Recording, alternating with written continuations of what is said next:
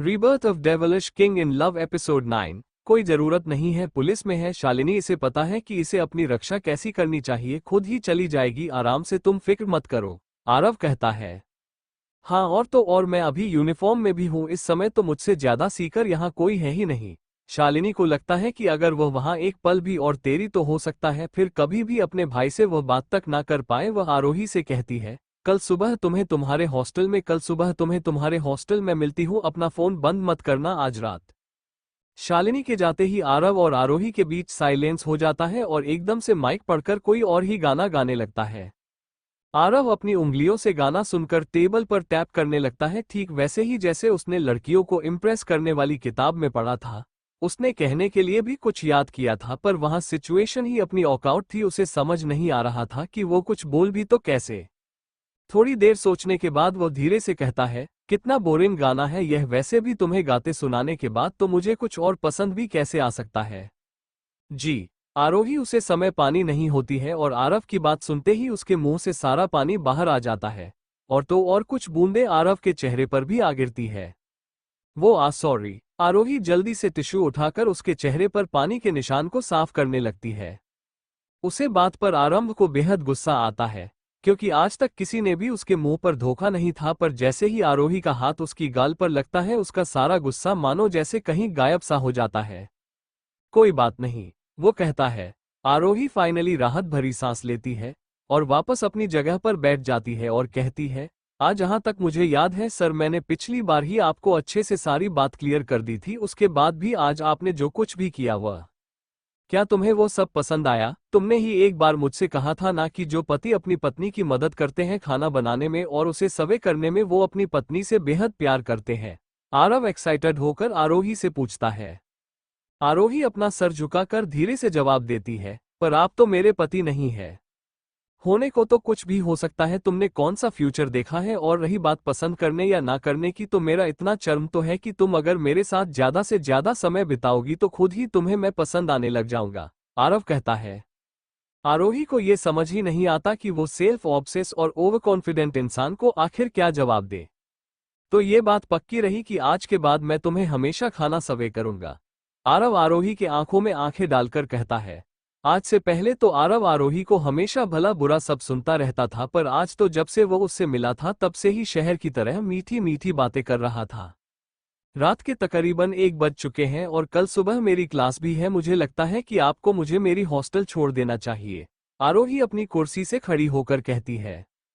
काफी लेट हो चुका है, मुझे लगता है तुम्हारा हॉस्टल अब बंद हो चुका होगा, क्यों ना तुम मेरे साथ मेरे घर चलो, वहां से कल सुबह मैं तुम्हें तुम्हारे हॉस्टल पहुंचवा दूंगा। आरव कहता है। मुझे नहीं लगता हॉस्टल बंद हुआ होगा, आरोही कहती है।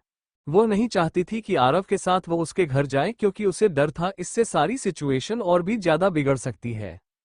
ऐसा मत सोचो कि मुझे किसी बात का पता नहीं है, यहाँ से जाने के बाद तुम कॉलेज के पास कोई सस्ती सी जगह ढूंढकर वहाँ रात में रहोगी, ठीक कहा ना मैंने? वैसे भी शॉपिंग करवाने के बाद तो तुम्हारे पास ज्यादा पैसे बचे नहीं होंगे, ऐसी जगह है तुम्हारे जैसी जवान लड़की के लिए, लड़कियों के लिए सेव नहीं होते तुम्हारे पास अभी भी मेरे साथ घर चलने के अलावा और कोई ऑप्शन है ही नहीं, आरव कहता है।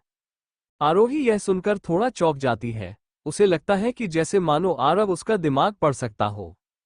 कामिनी जी भी तुम्हें बेहद याद कर रही थी, आरव उससे कहता है।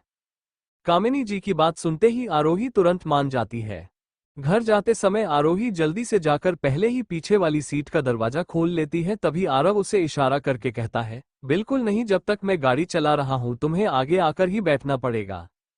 आरोही उसे गुस्से से देखती है, उसे एहसास होता है कि आरव शाम से उसे बस पर ऑर्डर दिए जा रहा था। मैं तुम्हारी केयरटेकर नहीं हूं, अब मुझे क्या करना है और क्या नहीं ये तुम्हें मुझे बताने की जरूरत नहीं, मैं पीछे ही बैठेगी, वह कहती है।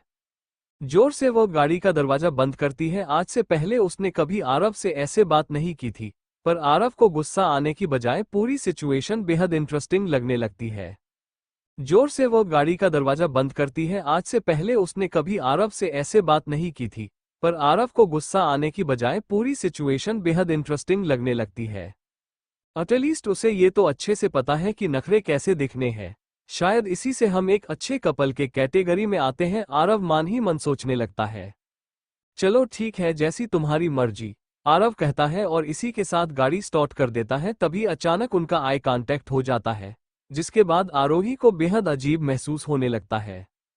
उसे लगता है आरव दिखा दो ऐसे रहा था मानो जैसे अपनी नखरे वाली गर्लफ्रेंड की बातें मान रहा हो। आरव के घर पहुंचते ही उन दोनों को एहसास होता है कि सारा का सारा स्टाफ पहले ही सो चुका था।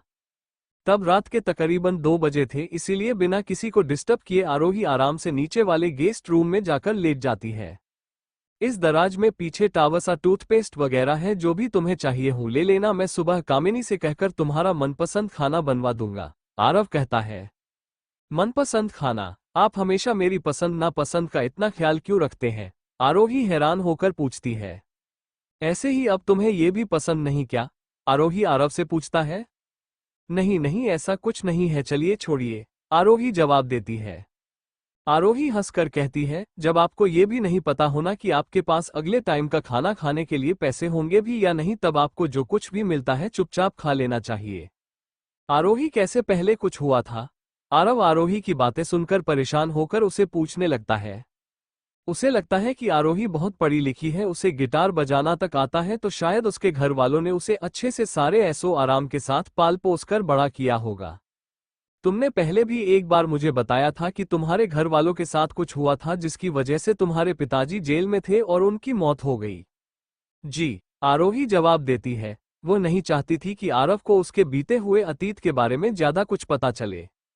क्योंकि मेरे पिताजी जेल में थे, इसलिए आपको मुझसे दूर ही रहना चाहिए, क्योंकि ये आपकी रेपुटेशन के लिए ठीक नहीं होगा। आप बचपन से ही इतने अमीर फैमिली में पहले बड़े हैं, और आपके पिताजी भी सरकारी नौकरी में हैं। मुझे नहीं लगता कि आपके घर वाले कभी भी हमारा रिश्ता स्वीकार करेंगे। आपको ये सारी फालतू की उम्मीद नहीं रखनी चाहिए और अपनी और अपने परिवार की इज्जत का ख्याल रखते हुए, उनकी सोसाइटी में रेपुटेशन का ख्याल रखते हुए अपना जीवन साथी आपको चुनना चाहिए। यही आपके और आपके परिवार के लिए और मेरे लिए भी ठीक रहेगा। आरव आरोही की खुद की गई बातों में ही उसे फंसाने की कोशिश करता है। वो कहता है, अब मुझे समझ आया कि तुमने मुझे रिजेक्ट क्यों किया था, इसलिए नहीं क्योंकि तुम्हें मैं पसंद नहीं, बल्कि इसलिए क्योंकि तुम्हें लगता है कि मेरी फैमिली तुम्हें एक्सेप्ट नहीं करेगी। तुम बहुत ही आगे की सोच रही हो भाई, सच मानो ऐसा कुछ भी नहीं है। और वैसे तुम मेरे घर वालों के बारे में जो इतना सोच रही हो, कहीं ऐसा तो नहीं कि तुम मुझसे शादी वगैरह करना चाहती हो? ये सुनकर आरोही हैरान रह जाती है। वह मन ही मन सोचने लगती है कि अब से उसे आरव के सामने तो कुछ भी बोलने से पहले 100 बार सोचना पड़ेगा। इस इंसान का कुछ भी नहीं पता कि कब किस बात का क्या मतलब निकाल ले। ऐसे में तो कोई मिसअंडरस्टैंडिंग नहीं भी होनी होगी तो भी हो जाएगी। नहीं, ऐसा नहीं, मैं समझ सकता हूँ कि सब तुम्हारे लिए फील करना बिल्कुल नॉर्मल है, पर मुझे लगता है कि हम दोनों को साथ सिर्फ इसलिए रहना चाहिए ताकि हम ये देख सके कि हम दोनों एक दूसरे के साथ रह सकते हैं या फिर नहीं। अगर रह पाए तो शादी भी करेंगे ही। और रही बात फैमिली की एक्सेप्ट करने की, तो मुझे इस बात से कोई फर्क नहीं पड़ता कि मेरी बीवी का बैकग्राउंड क्या है और वो कहाँ से है। तो फैमिली की तो तुम बात छोड़ ही दो।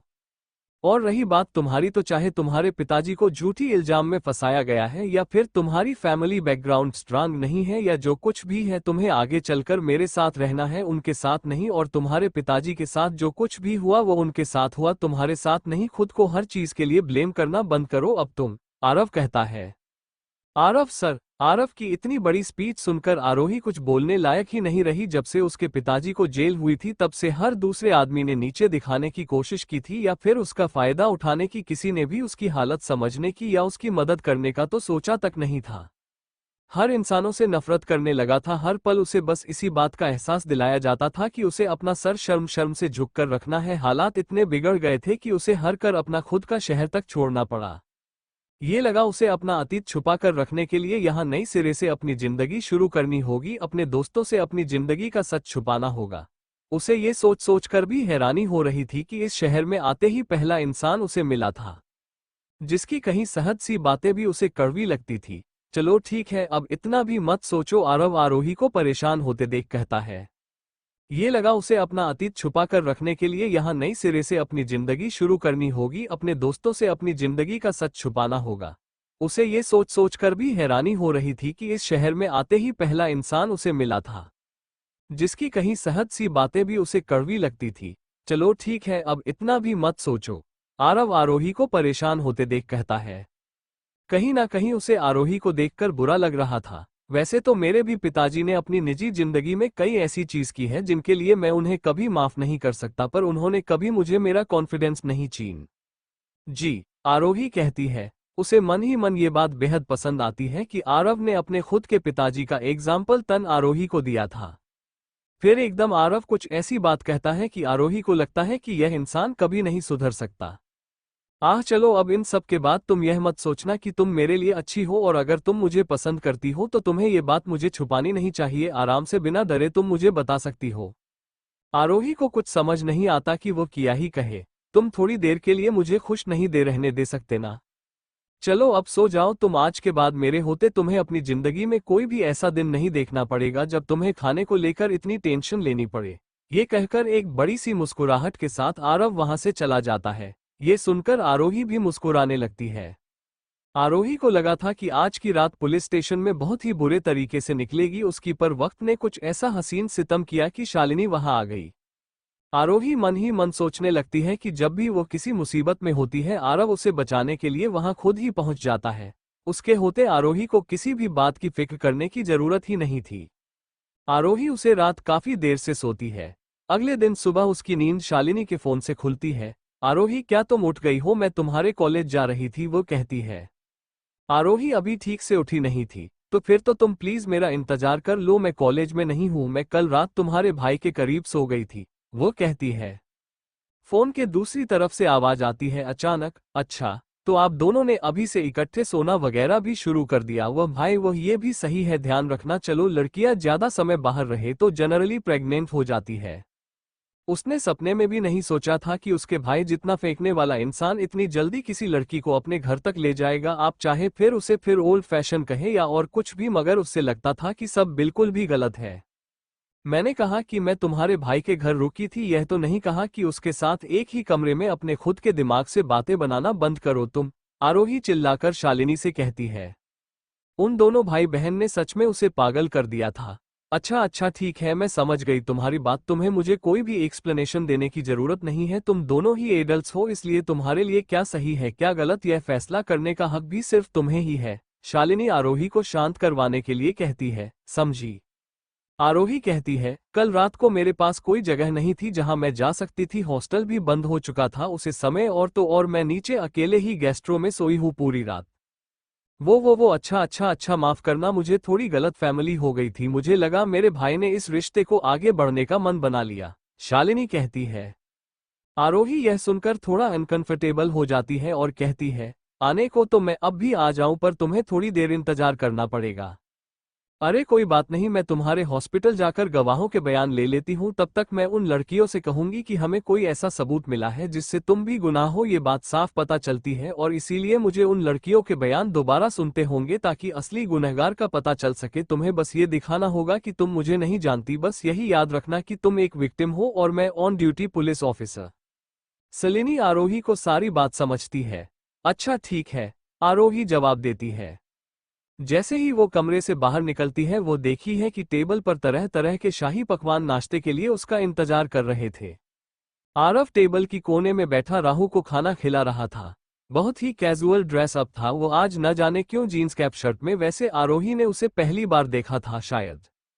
आरोही जैसे ही कमरे से बाहर निकलती है वो देखी है कि टेबल पर तरह तरह के शाही पकवान नाश्ते के लिए उसका इंतजार कर रहे थे। आरव टेबल की कोने में बैठा राहु को खाना खिला रहा था। बहुत ही कैजुअल ड्रेस अप था वो आज, न जाने क्यों जीन्स कैप शर्ट में, वैसे आरोही ने उसे पहली बार देखा था शायद। सर आपके कपड़े, आरोही हैरान होकर कहती है। मैं आज तुम्हारे साथ हॉस्टल आऊंगा, अब वहां सूट पहनकर तो नहीं जा सकता ना, बस इसीलिए, आरव कहता है। कामिनी जी उसकी तरफ हैरान होकर देखी है और मन ही मन सोचने लगती है कि कितना कैजुअल यह इंसान ये बात कह रहा है, जबकि सच तो ये था कि सुबह से वह अपनी अलमारी में आज पहनने के लिए कपड़े ढूंढ रहा था, जिसकी वजह से उसकी अलमारी की हालत इस समय बहुत बुरी हो चुकी थी। आप मेरे साथ हॉस्टल आएंगे? जी नहीं, मैं खुद ही चली जाऊंगी, बस आप मुझे में गेट तक छोड़ दीजिएगा।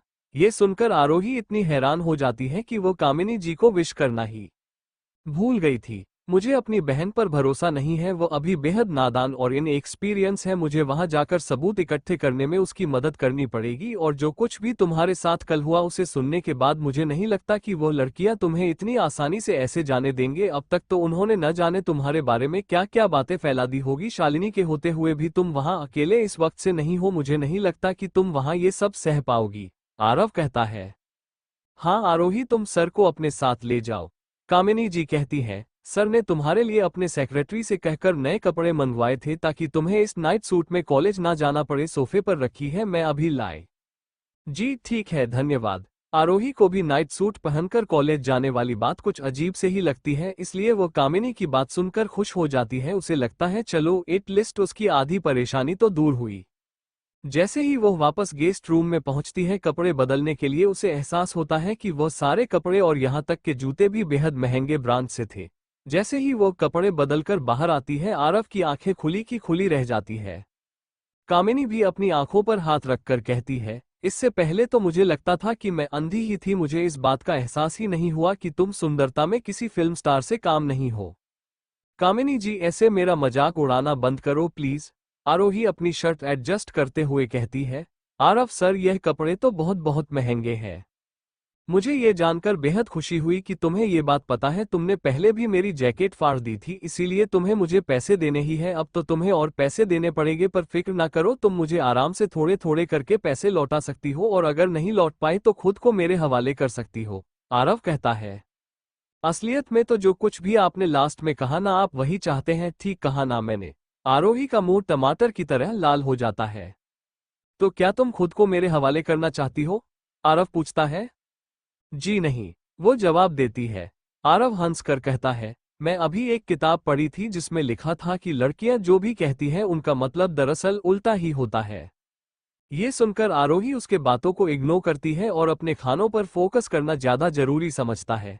इससे पहले कि वो अपना खाना खत्म कर पाती, उसे मानसी का फोन आता है। आरोही, मैं कल रात हॉस्टल वापस नहीं गई थी, पर आज सुबह ही चैट ग्रुप में लोग तुम्हें कर कह रहे हैं, आखिर हुआ क्या है? मैंने तुम्हें कुछ स्क्रीनशॉट भी भेजे हैं, अपना फोन देखो जरा। आरोही जल्दी से अपना फोन खोलते हैं। वो देखी है कि कई लोगों ने उसे की तस्वीर खींची थी जब पुलिस उसे साथ लेकर जा रही थी, और अब वो तस्वीर पूरे कॉलेज में तेजी से फैल रही थी। ये सोचकर आरोही बेहद परेशान हो जाती है कि आखिर एक ही दिन में उसके साथ क्या ही हो गया था। ऐसा लग रहा था कि जल्द ही यह सारी बात मैनेजमेंट तक भी पहुंच जाएगी। फिल्म इंडस्ट्री में तो कोई भी उसे काम नहीं देगा, और उसे कॉलेज से ही ना निकाल दिया जाए। तभी आरव उसे इतना परेशान होते देख उसके हाथ से उसका फोन छीन लेता है और स्क्रीनशॉट देखे ही कहता है, चुपचाप अपना खाना खत्म करो, पहले तुम्हारे इस समस्या का हाल है मेरे पास।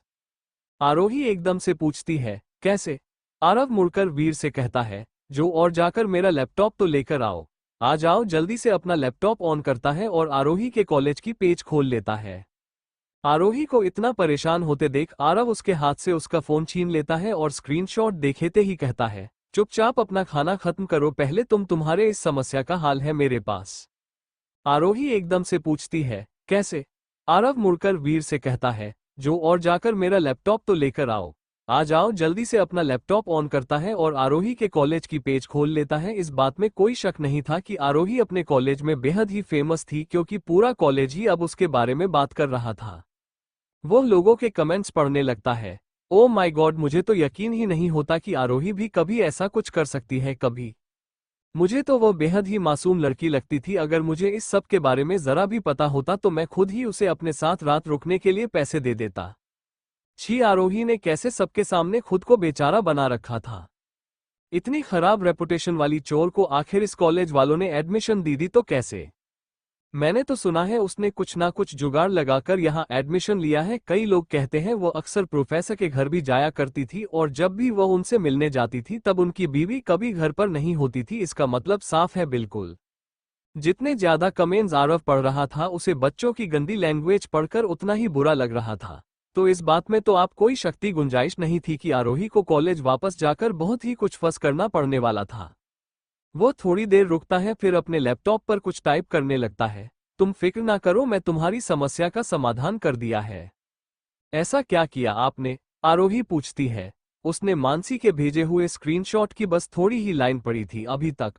उसे इस बात का एहसास था कि जरूर मानसी ने उसे ज्यादा बुरे कमेंट्स वगैरह नहीं भेजे होंगे, क्योंकि उसे लगा होगा कि आरोही हट हो जाएगी, क्योंकि पहले भी जब उसके पिताजी को जेल हुई थी तब भी न जाने कितने ही ऐसे लोगों की कमेंट्स उसने अपने स्कूल की वेबसाइट पर पढ़े थे। यहाँ तक कि उसके सबसे करीबी दोस्तों ने भी उसे नीचा दिखाने की कोशिश की थी। उसने अपनी लाइफ में पहली बार ऐसा कुछ देखा था। वो अंदर से बिल्कुल टूट चुकी थी। उसे समय तो उसे संभालने के लिए कोई उसके साथ भी नहीं था, पर इस बार वो बहुत स्ट्रांग थी। उसे चाहे मन ही मन डर ही क्यों न लग रहा हो, पर लोगों के सामने अब अपने डर को कैसे छुपाए रखना है वो ये सीख चुकी थी। इस पॉइंट पर वैसे तो आरव खुद भी बेहद डर जाता है ये सोच सोच कर कि अब आगे क्या ही होगा, पर फिर भी आरोही को शांत करने के लिए वो कहता है, तुम फिक्र मत करो, मैं और शालिनी सब संभाल लेंगे।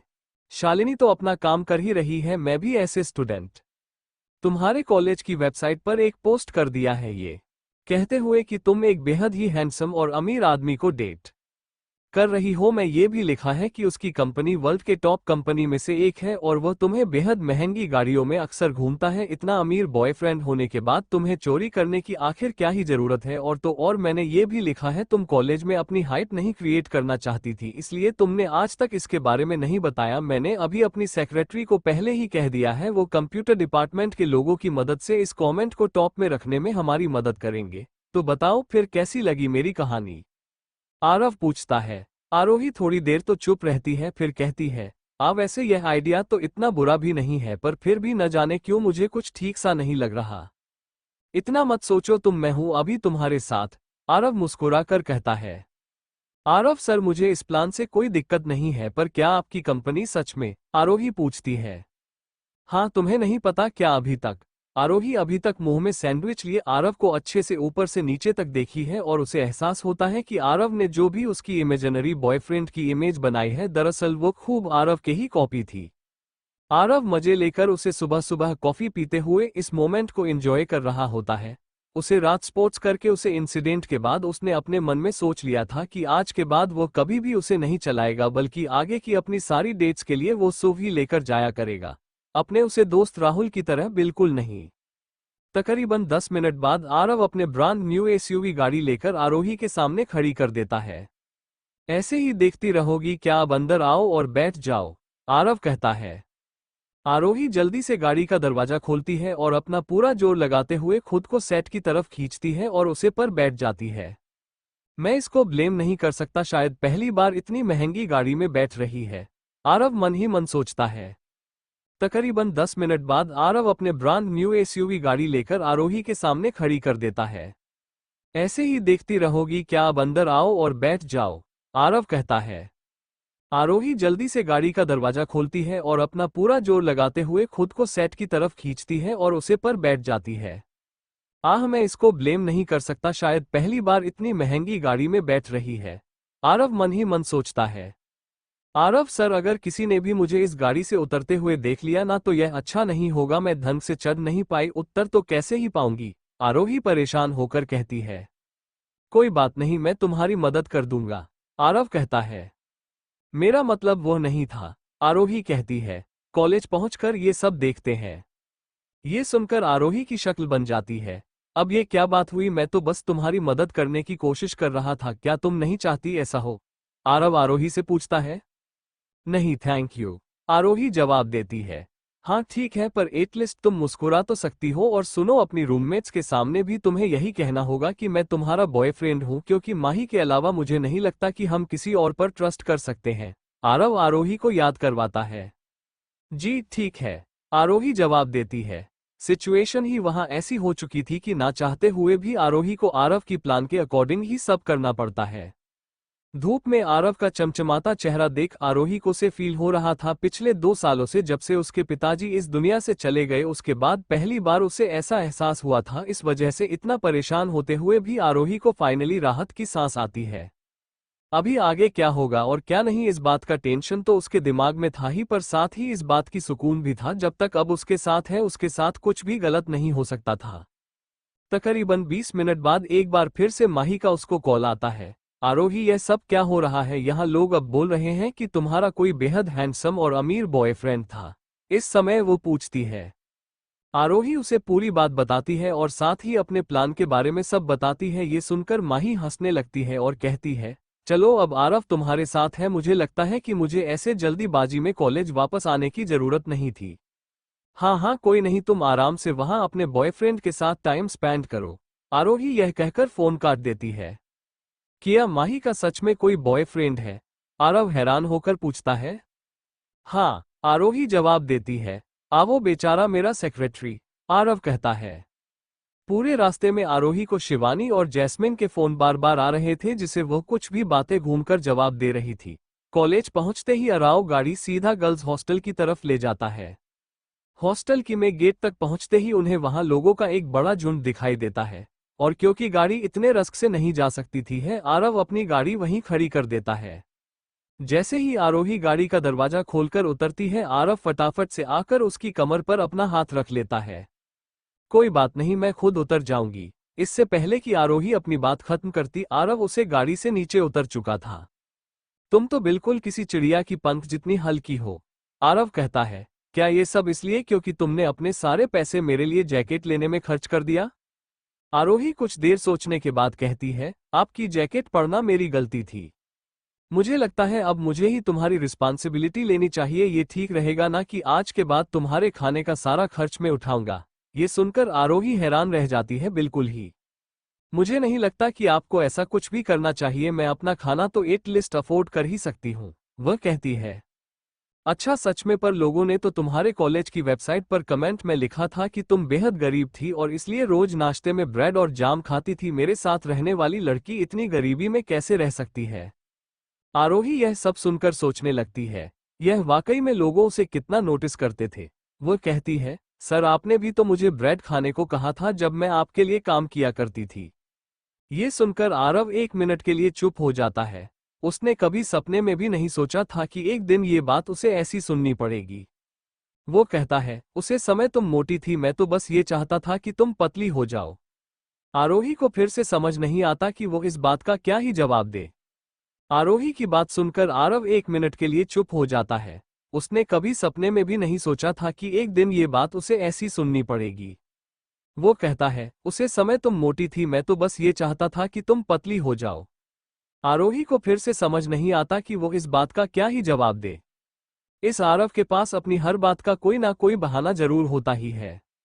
आरव सर, अगर आप इतना का ही रहे तो ऐसा कीजिए कि मेरे फूड कार्ड में 200 रुपये डलवा दीजिए। मेरा एक महीने में इतना ही खर्च होता है जनरली। 200 रुपये कोई भी इंसान कम पैसे में कैसे अपने महीने भर का गुजारा कर सकता है? कोई बात नहीं, मैं तुम्हारे अकाउंट में 20,000 रुपये डलवा दूंगा ताकि तुम रोज अपना मन पसंदीदा खाना खा सको। चलो बस बहुत हुई बातें, अब हमें चलकर शालिनी को ढूंढना चाहिए। आरोही आरव की बाजू पकड़कर उसे खींचकर अपने साथ बिल्डिंग की तरफ ले जाती है। उसके पीछे पीछे चलता हुआ आरव उसके हाथ की तरफ देखा है जिससे उसने आरव की बाजू पड़ी होती है। उसे देखकर वह मन ही मन मुस्कुराने लगता है। बहुत सारे लोग हॉस्टल के बाहर खड़े थे, तभी आरोही और आरव को एक देहाती हैंडसम लड़का दिखता है इतनी भीड़ के बीच। दिलप्रीत, ये तो वही आदमी है जिसने उसे फिल्म में एक्टिंग की थी। सोचते सोचते आरव की आईब्रोज ऊपर चढ़ जाती है। तभी एकदम से दिलप्रीत की नजर आरव की तरफ पड़ती है।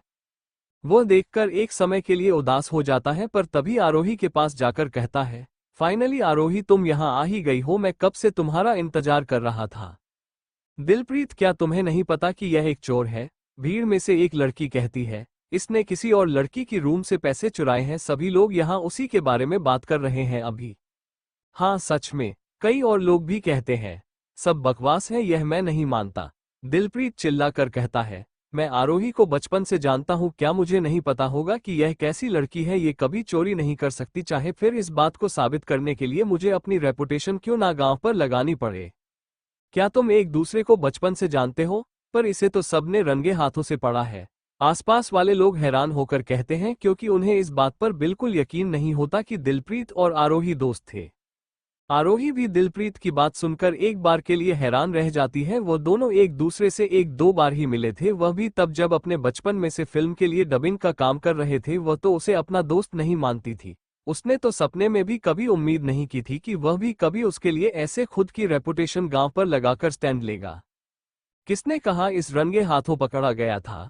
शालिनी अपने पुलिस ऑफिसर की यूनिफॉर्म पहने हॉस्टल से बाहर आती है। स्टार्टिंग में हमें आरोही से बात करने के बाद इस बात का एहसास हुआ था कि इस कहानी में कुछ तो मिसिंग था और शायद आरोही को कोई जबरदस्ती फंसाने की कोशिश कर रहा था। इस केस के चलते किसी बच्चे की इज्जत दांव पर लगी है, इसलिए हम इसे हल्के में नहीं ले सकते।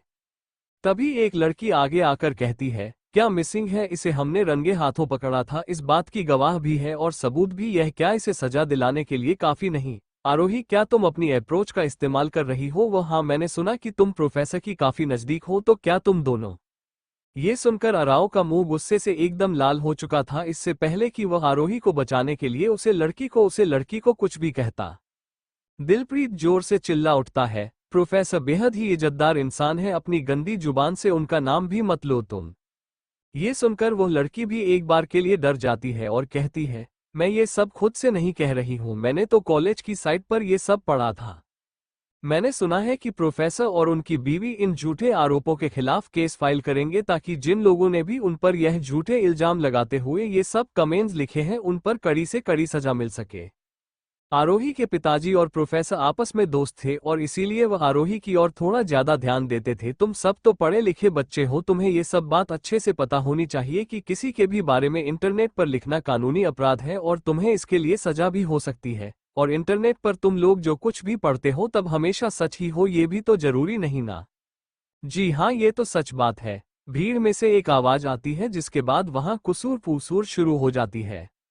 आरोही के पिताजी और प्रोफेसर आपस में दोस्त थे और इसीलिए वह आरोही की ओर थोड़ा ज्यादा ध्यान देते थे। तुम सब तो पढ़े लिखे बच्चे हो, तुम्हें ये सब बात अच्छे से पता होनी चाहिए कि किसी के भी बारे में इंटरनेट पर लिखना कानूनी अपराध है और तुम्हें इसके लिए सजा भी हो सकती है। और इंटरनेट पर तुम लोग जो कुछ भी पढ़ते हो तब हमेशा सच ही हो, ये भी तो जरूरी नहीं ना। जी हाँ, ये तो सच बात है। भीड़ में से एक आवाज आती है जिसके बाद वहां कुसूर पुसूर शुरू हो जाती है। क्या तुम लोगों ने देखा किसी ने आरोही के बॉयफ्रेंड के बारे में भी लिखा है अभी अभी और कहा है कि वह एक बेहद ही सुंदर दिखने वाला काफी अमीर लड़का है। कोई कहता है, सच में क्या वो सिंगल नहीं है? मैं नहीं बता सकती। किसी ने तो ये भी कहा है कि उसने आरोही के बॉयफ्रेंड को बहुत बार उसके कॉलेज के गेट पर छोड़ते हुए भी देखा है और किसी ने उनको देर रात बाजार में एक दूसरे का हाथ पकड़कर चलते भी देखा है। क्या अभी अभी दिलप्रीत ने खुद ही नहीं कहा था कि वो दोनों एक दूसरे को बचपन से पसंद करते हैं? अगर यह सच बात है तो उसके पास चोरी करने की कोई वजह ही नहीं है। वैसे ही मैं तो आरोही को किसी आदमी के साथ गाड़ी में घूमते भी देखा है। वो ये तो वही सुंदर दिखने वाला आदमी है, उसके साथ खड़ा है अभी। हाँ, ये तो सुंदर है बेशक, पर मुझे लगता है दिलप्रीत इसे 10 गुना बेहतर ऑप्शन था आरोही के लिए। आरव वहां खड़ा सारी बातें सुन रहा होता है। पहले तो अपनी तारीफ सुनकर वो खुश हो जाता है, फिर जैसे ही लोग उसका कंपैरिजन दिलप्रीत से करने लगते हैं उसे गुस्सा आने लगता है। इसलिए वो आरोही का हाथ पकड़कर उसे हॉस्टल के अंदर ले जाता है। इस बात का एहसास होते ही आरोही हैरान हो जाती है। उसने पहली बार ऐसे सबके सामने आरोही का हाथ पकड़ा था। ये देखकर शालिनी भी हैरान रह जाती है। उन दोनों को ऐसे एक दूसरे के इतने करीब देखकर तो उसे मानो यकीन ही हो जाता है कि रात को वो दोनों एक दूसरे के साथ ही सोए थे। आरोही वैसे इतनी आसानी से मिलने वाली लड़की लगती तो नहीं, शालिनी मन ही मन सोचने लगती है। वो जल्दी से आरोही और आरव के पीछे पीछे चली जाती है। अपने मन में इतने सारे सवाल लिए दिलप्रीत भी गुस्से में उनके पीछे पीछे चिल्लाते हुए जाता है, आरोही। आरोही एकदम रुकती है और अपने पीछे भाग रहे उसे बेहद ही हैंडसम लड़के को देखने लगती है। और उसकी तरफ देखते ही उसे एहसास होता है कि वह तो बस उसे अपना एक अच्छा दोस्त मानती है। वो कहती है, दिलप्रीत, यहाँ आने के लिए बहुत बहुत शुक्रिया। मुझे बहुत अच्छा लगा कि तुम मेरी मदद करने आए, पर अब तुम्हें चलना चाहिए। मुझे भी पुलिस ऑफिसर्स को उनकी जांच पड़ताल में मदद करनी होगी। अरु, दिलप्रीत। आरव को बिल्कुल पसंद नहीं आता जैसे वो दोनों एक दूसरे का नाम ले रहे थे। उसने खुद आज तक कभी आरोही को और कहकर नहीं बुलाया था, तो कोई और उसके सामने ऐसे कैसे आरोही का निकनेम रख सकता था? अरु, ये दोनों तो ऐसे बात कर रहे हैं जैसे एक दूसरे को कब से जानते हो। मुझे तो कभी उसने जैस कहकर नहीं बुलाया, जैस्मिन कहती है। मुस्कुराते हुए चेहरे के साथ आरव आरोही के आगे आकर खड़ा हो जाता है और कहता है, दिलप्रीत, क्या मैं सही कहा? मेरी गर्लफ्रेंड का ख्याल रखने के लिए धन्यवाद, पर अपने यहाँ आ गया हूँ और हम थोड़ा बिजी भी है, तो अब आप जा सकते हैं। आरोही को समझ नहीं आ रहा था कि वो अब क्या बोले। क्या ये भी एक एक्टर है? अच्छी एक्टिंग करता है वैसे। थोड़ी सी आरव के साथ आई कांटेक्ट हो जाने के बाद दिलप्रीत कहता है, मुझे आपको धन्यवाद कहना चाहिए। दरअसल मैं आरोही को काफी समय से जानता हूं। मैं तो आपको लंच पर भी लेकर जाना चाहता हूं, पर मैंने कभी सुना नहीं कि आरोही का कोई भी बॉयफ्रेंड है। ये सब सुनकर आरव थोड़ा चीड़ जाता है। उसे नहीं लगा था कि उसे दिलप्रीत को वहां से भागना इतना मुश्किल होगा, पर इतनी सारी बात के बाद भी उसे सीरियसली नहीं लेता बिल्कुल भी। फिर चाहे वो अब कुछ भी करे, कहे कोई जरूरत नहीं है तुम्हें मेरे साथ लंच करने के लिए। तकरीबन 1 महीने पहले अपॉइंटमेंट लेनी पड़ेगी अगर तुम या तो मेरे परिवार का कोई हिस्सा या फिर मेरी गर्लफ्रेंड नहीं हो तो। आरव कहता है, जी ठीक है, तो फिर मैं सिर्फ आरोही के लिए लंच ले आता हूँ। आरव को लगता है कि इस दिलप्रीत को तो खुद से दूर करना तो बहुत ही मुश्किल काम है। वो पीछे मुड़ता है और आरोही की कंधे पर अपनी बाजू रखते हुए कहता है, मेरे होते हुए मेरी गर्लफ्रेंड को किसी और आदमी की जरूरत नहीं है, पर अरु क्योंकि कब से तुम्हारे पीछे पड़ा है, लंच के लिए तुम जाओ और इसे अपनी कॉलेज की कैंटीन में ले जाओ। मैंने अभी अभी तुमसे कहा था ना कि मैं तुम्हारे कार्ड में 20,000 रुपये डलवा दूंगा, जाओ, उतने में तुम इसे लंच करवा ही सकती हो। आरव को लगता है कि इस दिलप्रीत को तो खुद से दूर करना तो बहुत ही मुश्किल काम है। वो पीछे मुड़ता है और आरोही की कंधे पर अपनी बाजू रखते हुए कहता है, मेरे होते हुए मेरी गर्लफ्रेंड को किसी और आदमी की जरूरत नहीं है, पर अरु क्योंकि कब से तुम्हारे पीछे पड़ा है, लंच के लिए तुम जाओ और इसे अपनी कॉलेज की कैंटीन में ले जाओ। मैंने अभी अभी तुमसे कहा था ना कि मैं तुम्हारे कार्ड में 20,000 रुपये डलवा दूंगा, जाओ, उतने में तुम इसे लंच करवा ही सकती हो। आरव को आप कहते सुन आरोही का चेहरा मानो लाल हो जाता है, पर जैसे ही वो 20,000 रुपये वाली बात सुनकर उसे समझ ही नहीं आता कि वो अब क्या कहे। किया उसने कहा था कि 200 रुपये बहुत होंगे। वहां घड़ी हैरान शालिनी इन दोनों आदमियों को देख रही थी। उसे लग रहा था जैसे मानो वो दोनों अभी लड़ पड़ेंगे। उसे आरोही से थोड़ी जलन भी हो रही थी। दिलप्रीत एक बहुत पॉपुलर कलाकार था, पर आरोही उससे पहले ही जानती थी, तो अगर वह खुद भी उसे जानती होती तो उसके सारे दोस्त भी तो उसे जलते ही। वो मन ही मन ये सब सोचने लगती है। 20,000 मुझे नहीं लगता कि इतने की जरूरत है, दिलप्रीत हैरान होकर कहता है। बिल्कुल जरूर है, अभी अगर आरोही शिकायत ना करे तो मैं तुम्हारी पूरी कैंटीन ही आरोही के लिए खरीद लूं। आह चलो ठीक है दिलप्रीत, मैं तुम्हें बाद में फोन करूंगी, आरोही जल्दी से बात खत्म करने के लिए कहती है।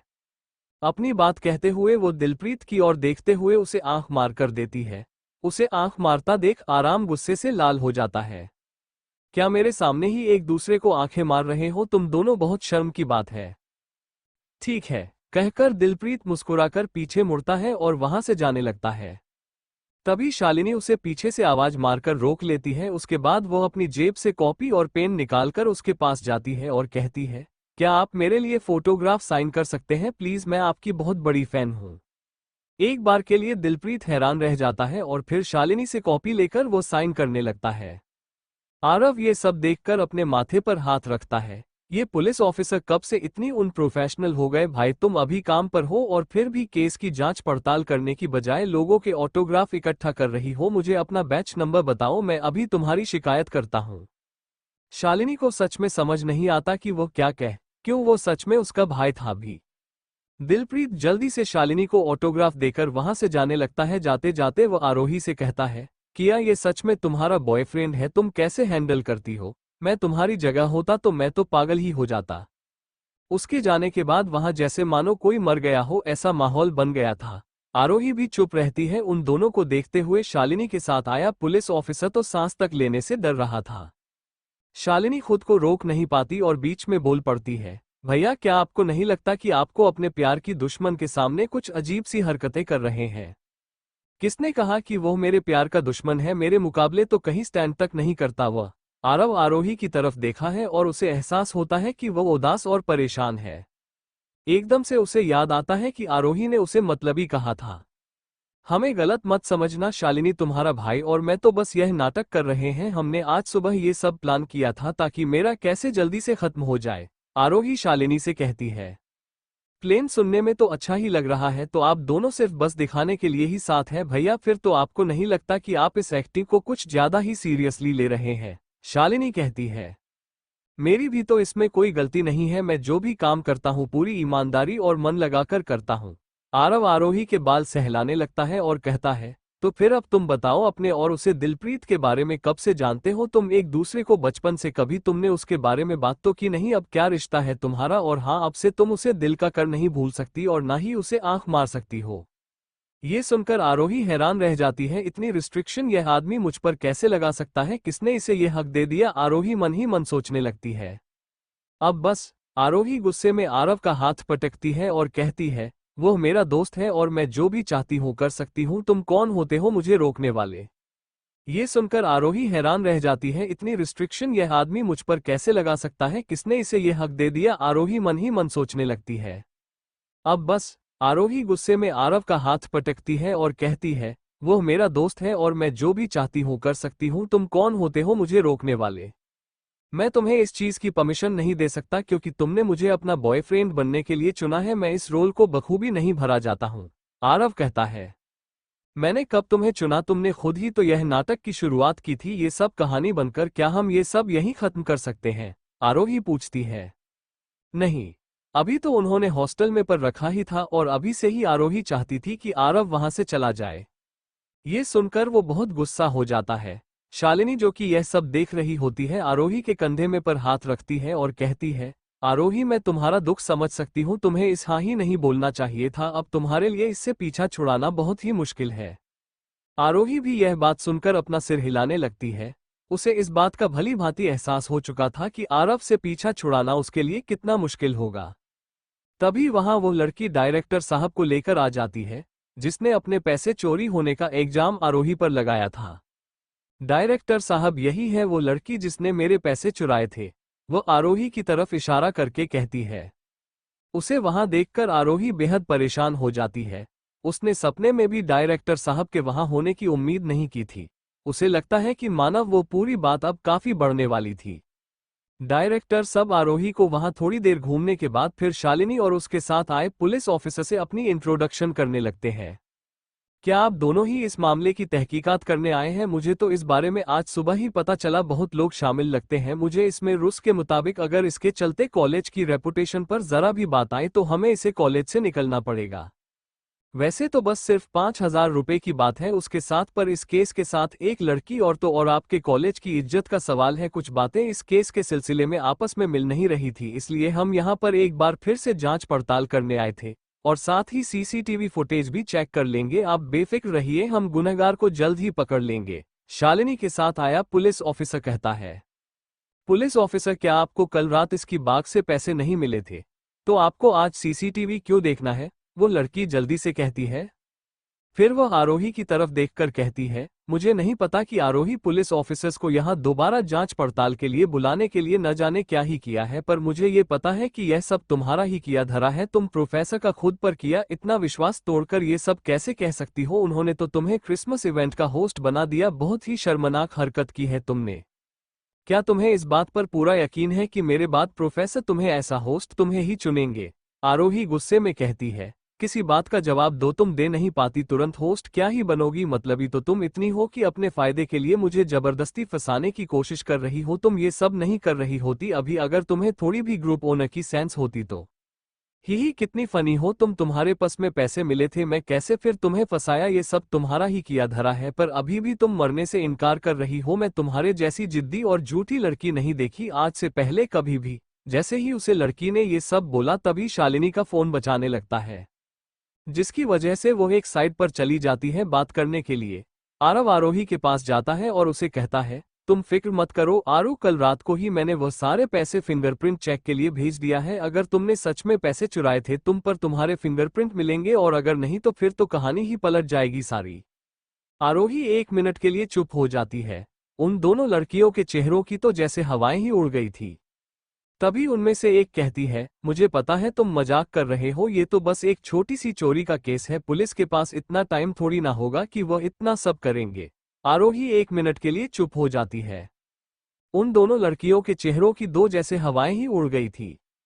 तभी उनमें से एक कहती है, मुझे पता है तुम मजाक कर रहे हो, ये तो बस एक छोटी सी चोरी का केस है। पुलिस के पास इतना टाइम थोड़ी ना होगा कि वह इतना सब करेंगे। मैं कहीं पर अप्रोच लगवाकर जुडिशियल ऑथेंटिकेशन इंस्टीट्यूट में कोई कनेक्शन ढूंढा है, वहीं अब इस बात का पर्दाफाश होगा। माना मेरे थोड़े पैसे लग गए इस काम में, पर मैं अपनी गर्लफ्रेंड को बेकसूर साबित करने के लिए कुछ भी कर सकता हूं। आरव कहता है। ये सब सुनकर डायरेक्टर साहब, जो कि तब से सारी बात आराम से सुन रहे थे, आरव की तरफ अचानक देखने लगते हैं। आराम देखने में 30 साल से भी काम का लगता था, पर फिर भी उसकी वाइफ हमेशा डायरेक्टर साहब को सोशली इंगेज होने पर मजबूर कर देती थी। आप, वो आरव से कहती है, मैं इसका बॉयफ्रेंड हूं। आरव निडर होकर कहता है, मैं तो एकदम हैरान रह गया था जब इन लोगों ने कहा कि मेरी गर्लफ्रेंड ने पैसे चुराए हैं। जब हम दोनों रिलेशन में आए थे मैंने इसे एक ब्लैक कार्ड देना चाहा था, जिसे लेने से इसने मुझे साफ इनकार कर दिया था। मैंने इसे स्पोर्ट्स कार, डायमंड की घड़ियां, न जाने क्या कुछ नहीं देना चाहा, पर इसने हर चीज को मना कर दिया। चाहे जितनी मर्जी पैसों की जरूरत क्यों ना हो, इसे कभी मुझसे पैसे नहीं लेती, हमेशा खुद कमाने में यकीन रखती है। ये तो 5,000 रुपए जैसी छोटी रकम चुराना। ये सब बोलते हुए आरोही आरव को बड़ी प्यार से देख रही होती है और उसे इस बात पर हैरानी थी कि आरव ये सब कितनी ही आराम से बोल रहा था, जैसे कि यह सब बिल्कुल सच ही हो। Black card, sports car, diamond की घड़ियां, हर कोई भी एक्टर या एक्ट्रेस बन सकता है आजकल, आरोही मन ही मन सोचती है। स्पोर्ट्स कार, वो लड़की कहती है। आरोही प्लीज ये सारा मजाक बंद करो, कहाँ से ढूंढ कर लाई हो इस एक्टर को? अगर तुम्हारा सच में ऐसा बॉयफ्रेंड है तो तुम हमेशा इतने सस्ते कपड़े क्यों पहनती हो, और तुम कब से इतनी मेहनत करके पैसे बचाने की कोशिश कर रही हो?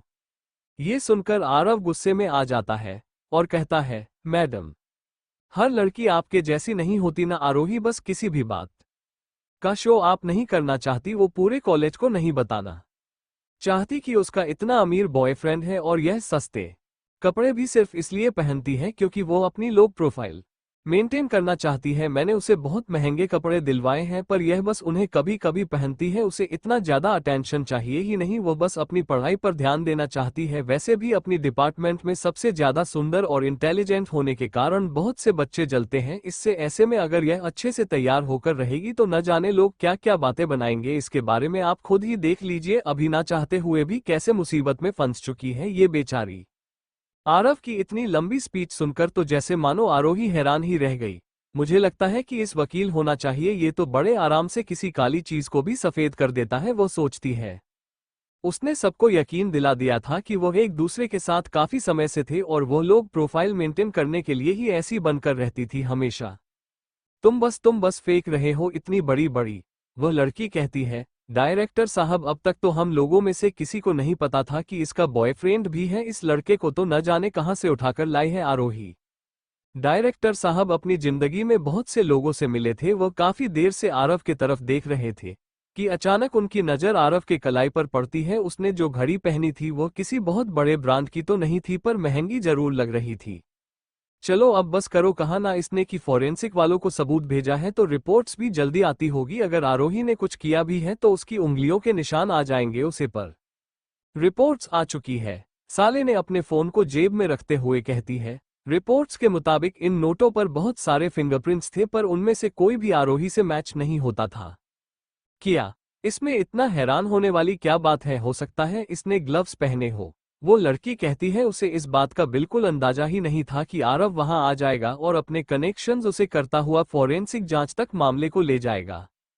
और एक बात, शालिनी उसे लड़की की तरफ देखते हुए कहती है, मुझे बताया गया कि तुम गवाह थी उसे रात, और रिपोर्ट्स के अकॉर्डिंग तुमने कहा कि तुमने आरोही को छिपाते छुपाते कमरे में आते देखा जब तुम हॉस्टल वापस आ रही थी। उसे समय तकरीबन 6:30 थे, पर मैंने तो तुम्हें 6 बजे ही सीसीटीवी में हॉस्टल के अंदर जाते देखा था।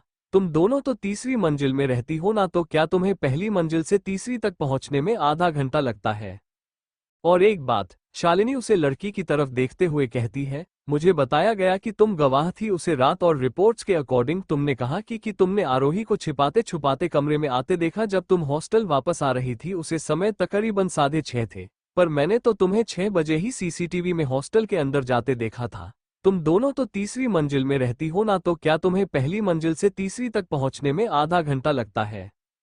मैं फोन चला रही थी और इसलिए धीरे धीरे चल रही थी, और हाँ, मैं दूसरी मंजिल पर रुकी थी अपनी एक दोस्त से बात करने के लिए। तभी दूसरी लड़की जल्दी से बोलती है, मैं पुलिस को बताया था, मैंने इसे 6:30 देखा था तकरीबन। अब मैं इतना श्योर तो नहीं हो सकती ना समय को लेकर, वो तो केवल एक अंदाजा ही था। शालिनी पूछती है, क्या तुम्हें अभी भी यकीन है कि कितनी देर बात की थी तुमने?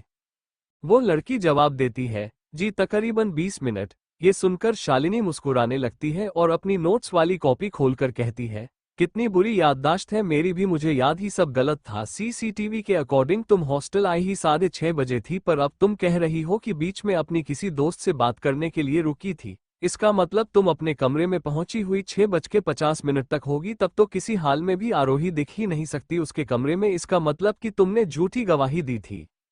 ये सुनकर वो दोनों लड़कियां हैरान रह जाती है। उनमें से एक कहती है, नहीं मैं झूठ नहीं बोला, मुझे बस ढंग से याद नहीं। ये सुनकर शालिनी गुस्से से लाल हो जाती है, पर अभी तो तुमने कहा कि तुम्हें सब कुछ अच्छे से याद है जब मैं तुमसे पूछा भी था, अब क्या तुम फिर से अपनी खुद की कहानी बात ही बदलोगी? ऐसा नहीं है। उसे लड़की का दिमाग शालिनी के पूछताछ के बाद एकदम खराब हो चुका था। शालिनी जैसे उसे घूर रही थी उससे वो और भी ज्यादा घबरा गई थी। अब तो उसके पास और कोई बहाना बनाने के लिए समय तक नहीं था। और दूसरी लड़की वो तो डर के मारे कुछ भी नहीं बोल रही थी, बस चुपचाप वहां खड़ी थी। हो सकता है मैं कल आरोही को 6:50 में ही देखा हो, मुझे ढंग से याद नहीं, बस इतना बात है कि 6 से 7 के बीच का समय था। कल तुमने 6:30 बोला था और आज तुम 6:50 के रही हो, अपनी ही स्टेटमेंट बदल रही हो तुम। अब तुम्हें पता भी है कि कितनी बड़ी सजा लिखी है कानून में, शालिनी कहती है। तभी वो दूसरी लड़की कहती है, चाहे वो जितनी मर्जी बार समय बदल ले उस सच्चाई तो नहीं बदलेगी ना, आरोही ने ही पैसे चुराए हैं। मैं वहां तक कुछ पहुंच ही रही हूं। हम अभी तुम्हारा लैपटॉप इंटरेस्ट के बारे में बात भी करेंगे। मेरे कॉलीग के मुताबिक आरोही तुम्हारे कॉलेज में होने वाली इवेंट में बतौर होस्ट चुनी गई है। मैंने तो ये भी सुना है कि उसके लिए एक इंसान को चुना जाना था और इसी बात पर तुम्हारी उससे लड़ाई भी हुई थी। अगर सच में आरोही पर चोरी का इल्जाम साबित हो गया तो उसे होस्ट की पोजीशन से हटा दिया जाएगा और नेचुरली वो पोजीशन तुम्हें मिल जाएगी और इसी कारण तुम्हारे पास एक अच्छा बहाना भी था आरोही को झूठे केस में फंसाने के लिए, शालिनी कहती है। थोड़ी देर चुप रहने के बाद शालिनी कहती है, वैसे भी क्योंकि यह सब कल रात 11 बजे के बाद हुआ था, आधे लोगों को तो इसके बारे में चैट्स और कॉलेज की वेबसाइट से ही मिली है कि आरोही ने पैसे चुराए हैं। आरोही के बॉयफ्रेंड को भी लगा कि आरोही को कोई फंसाने की कोशिश कर रहा था, इसीलिए उन्होंने 1 घंटे पहले ही पुलिस को बुलाया था और अब तक पुलिस को ये बात अच्छे से पता चल चुकी है कि वह अकाउंट, ये सब बातें फैलाई गई है, वह तुम्हारा है। ये सुनते ही वहां खड़े डायरेक्टर साहब शर्मिंदगी नजरों से उन दोनों लड़कियों को देखने लगे। उन दोनों की हालत भी खराब होने लगी थी। उन्हें डर था कि अब उनकी गलती पकड़ी गई है तो उन्हें सजा तो मिलेगी। आरोही को पहले तो शालिनी की बात पर यकीन नहीं था, पर अब तो वह भी हैरान रह गई थी। वैसे शालिनी चाहे जितनी नर्म दिल इंसान हो, पर किसी भी केस को हैंडल करने समय तो वो कोर्ट के किसी वकील से कम न थी। आरोही को सबसे ज्यादा हैरानी तो ये जानकर हुई कि आरव ने सच में पुलिस को बुलाया था। उसे इस बारे में कोई खबर तक नहीं थी। जैसे ही आरोही आरव की तरफ मुड़ती है, वो मुस्कुराते हुए आरोही से कहता है, मैडम, जैसे कि अब सब कुछ आपके सामने आ ही चुका है, तो क्या मैं अपने लॉयर्स को बोलकर इन दोनों लड़कियों पर झूठे आरोप लगाने की और आपकी इमेज को खराब करने की कंप्लेंट कर दूं? आप कैसे फाइल करने के लिए तैयार है? हाँ बिल्कुल, वो तो हम कर ही सकते हैं। अगर तुम्हें एतराज ना हो तो क्या तुम थोड़े और पैसे लगाकर अपने गर्लफ्रेंड की पर्स पर भी फिंगरप्रिंट्स चेक करवा सकते हो? मेरा मतलब है कि उन दोनों लड़कियों के फिंगरप्रिंट, शालिनी कहती है। हाँ बिल्कुल, वो तो हम कर ही सकते हैं। अगर तुम्हें एतराज ना हो तो क्या तुम थोड़े और पैसे लगाकर अपने गर्लफ्रेंड की पर्स पर भी फिंगरप्रिंट्स चेक करवा सकते हो? मेरा मतलब है कि उन दोनों लड़कियों के फिंगरप्रिंट, शालिनी कहती है। वहां खड़ी वो दोनों लड़कियां डर के मारे कांपने लगती है। आरव ये देखकर उनमें से एक लड़की से कहता है, अगर हम लोग सूट फाइल करने वाले हैं तो मुझे आपके लिए बहुत बुरा लग रहा है, क्योंकि अगर आरोही जीत गई तो तुम्हारी तो जिंदगी ही बर्बाद हो जाएगी, जिसका असर तुम्हारे करियर पर भी अच्छे से दिखे सकेगा। और अगर ये दूसरी लड़की जीत गई तो भी सारा फायदा इसी को होगा, तुम तो बस बीच में मोहरा बनकर रह जाओगी। क्या आप पागल हैं? आप बस 5,000 जैसी छोटी रकम के लिए फिंगरप्रिंट चेक करवाएंगे और लॉन्ग सूट फाइल करेंगे? कोई सजा मंजूर नहीं करूंगी, बस जो भी फाइन का अमाउंट होगा वह भी भर दूंगी, समझे आप? दूसरी लड़की कहती है। फाइन भर दूंगी ही। आरव जोर जोर से हंसने लगता है। मुझे नहीं लगता तुम्हें पूरी बात का अंदाजा भी है। मैं तुम्हारे ऊपर धोखाधड़ी और गलत इंसान लगाने के जुर्म में केस फाइल कर रहा हूं। 5,000 रकम तो बहुत छोटी सी है, पर 5,000 से महज तुम किसी की इज्जत नहीं खरीद सकते और हमें कोई फिंगरप्रिंट चेक करवाने की जरूरत नहीं है। मेरे पास ऐसा सबूत है कि जो तुम्हें सलाखों के पीछे पहुंचाने के लिए काफी होगा। और हाँ, अपने माता पिता को जितनी जल्दी हो सके बता दो, क्योंकि अब जल्दी तुम्हें कोर्ट से बुलावा आने ही वाला है। नहीं नहीं, प्लीज ऐसा मत कीजिए। बोर होने लगती है और कहती है, मैं मानती हूँ कि मैं झूठ बोला था, पर मैं सच में कुछ भी नहीं देखा था। मेरे साथ वाली लड़की ने ही आरोही के पर्स में पैसे रखे थे और जब आरोही नहा रही थी, इसे आरोही के कमरे की चाबी थोड़े दिन पहले ही उसके एक रूममेट से चुराई थी, जैस्मिन से। वहां खड़ी दूसरी लड़की कहती है, तो मुझे फंसाने की कोशिश क्यों कर रही हो? मैंने कब किया ये सब?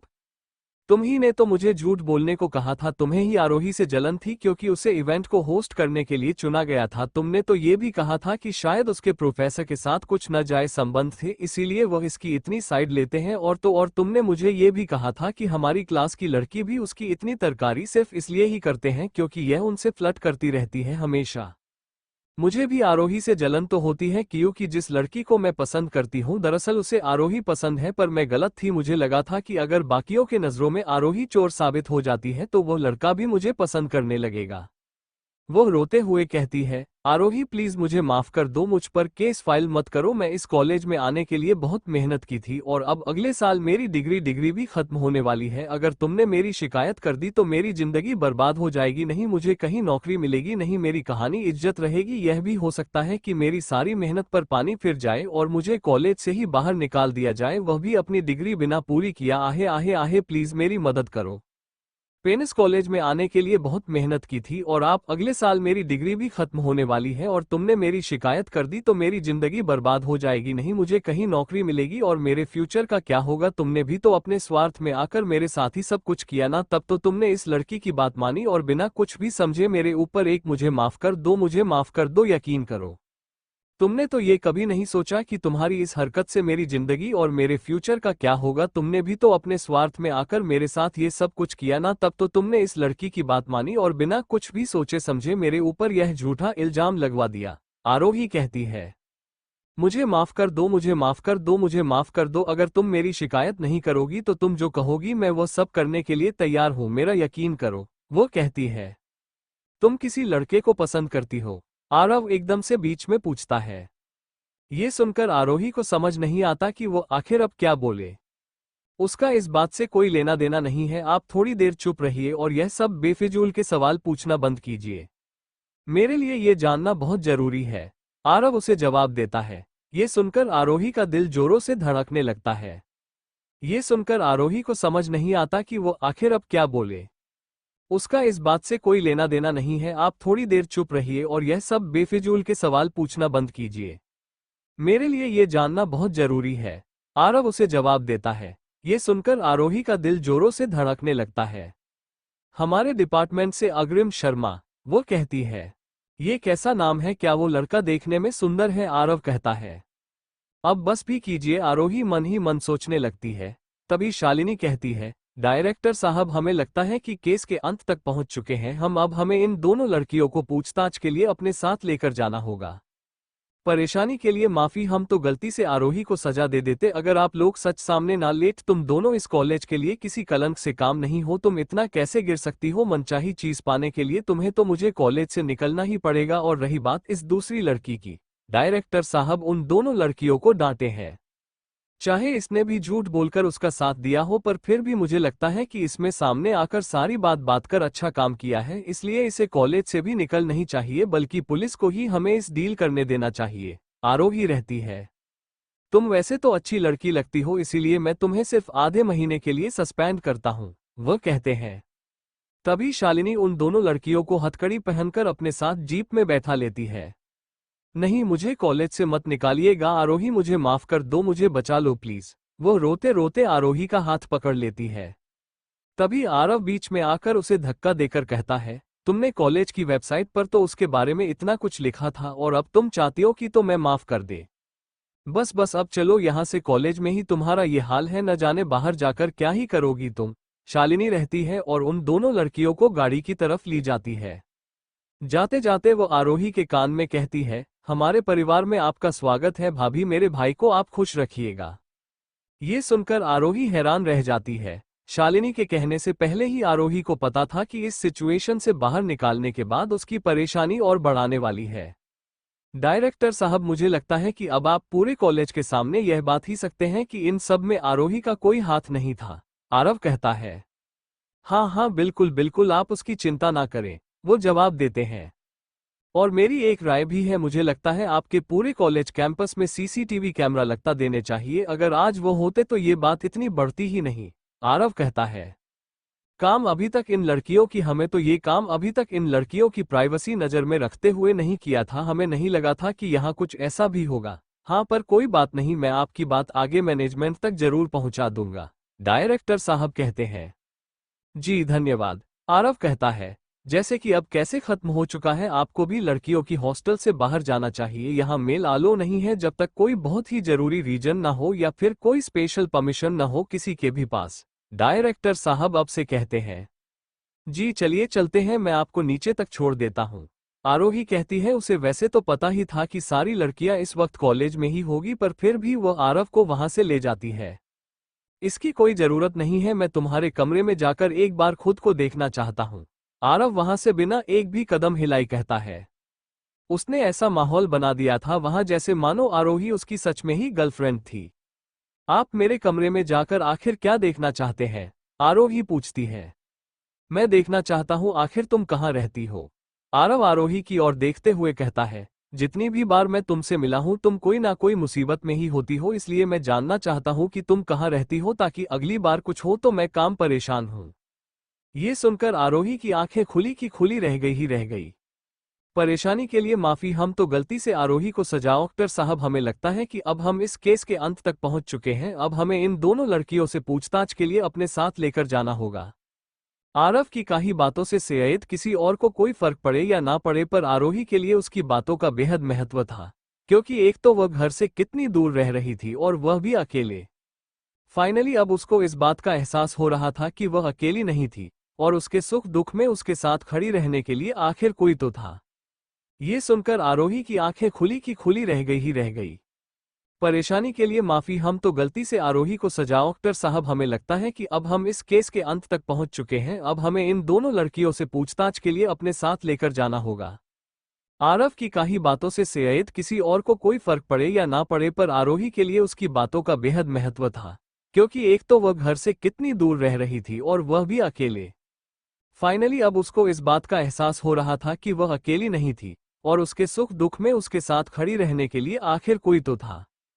हमेशा तो इतनी मीन बातें करता है ये, पर इस बार चलो अब चले। आरव ये कहकर ऊपर की तरफ जाने लगता है। आरोही के पास अब उसके पीछे पीछे जाने के अलावा और कोई चॉइस नहीं बची थी।